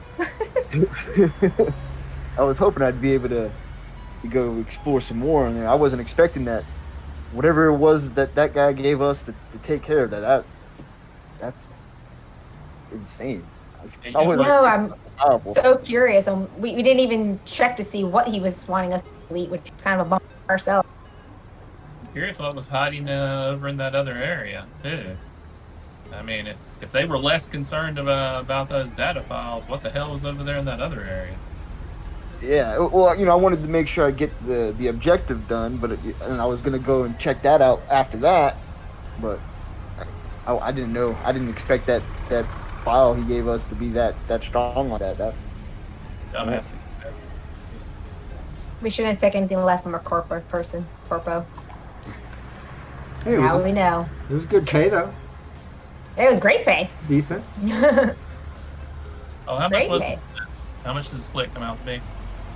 12. 12. Yeah.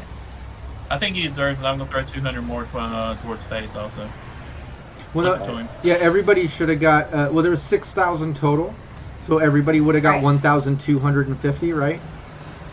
Well, remember we used that 500. 1,200. Oh, and you used that 500 out of that too. Oh, Yeah, to that's get all right. our equipment.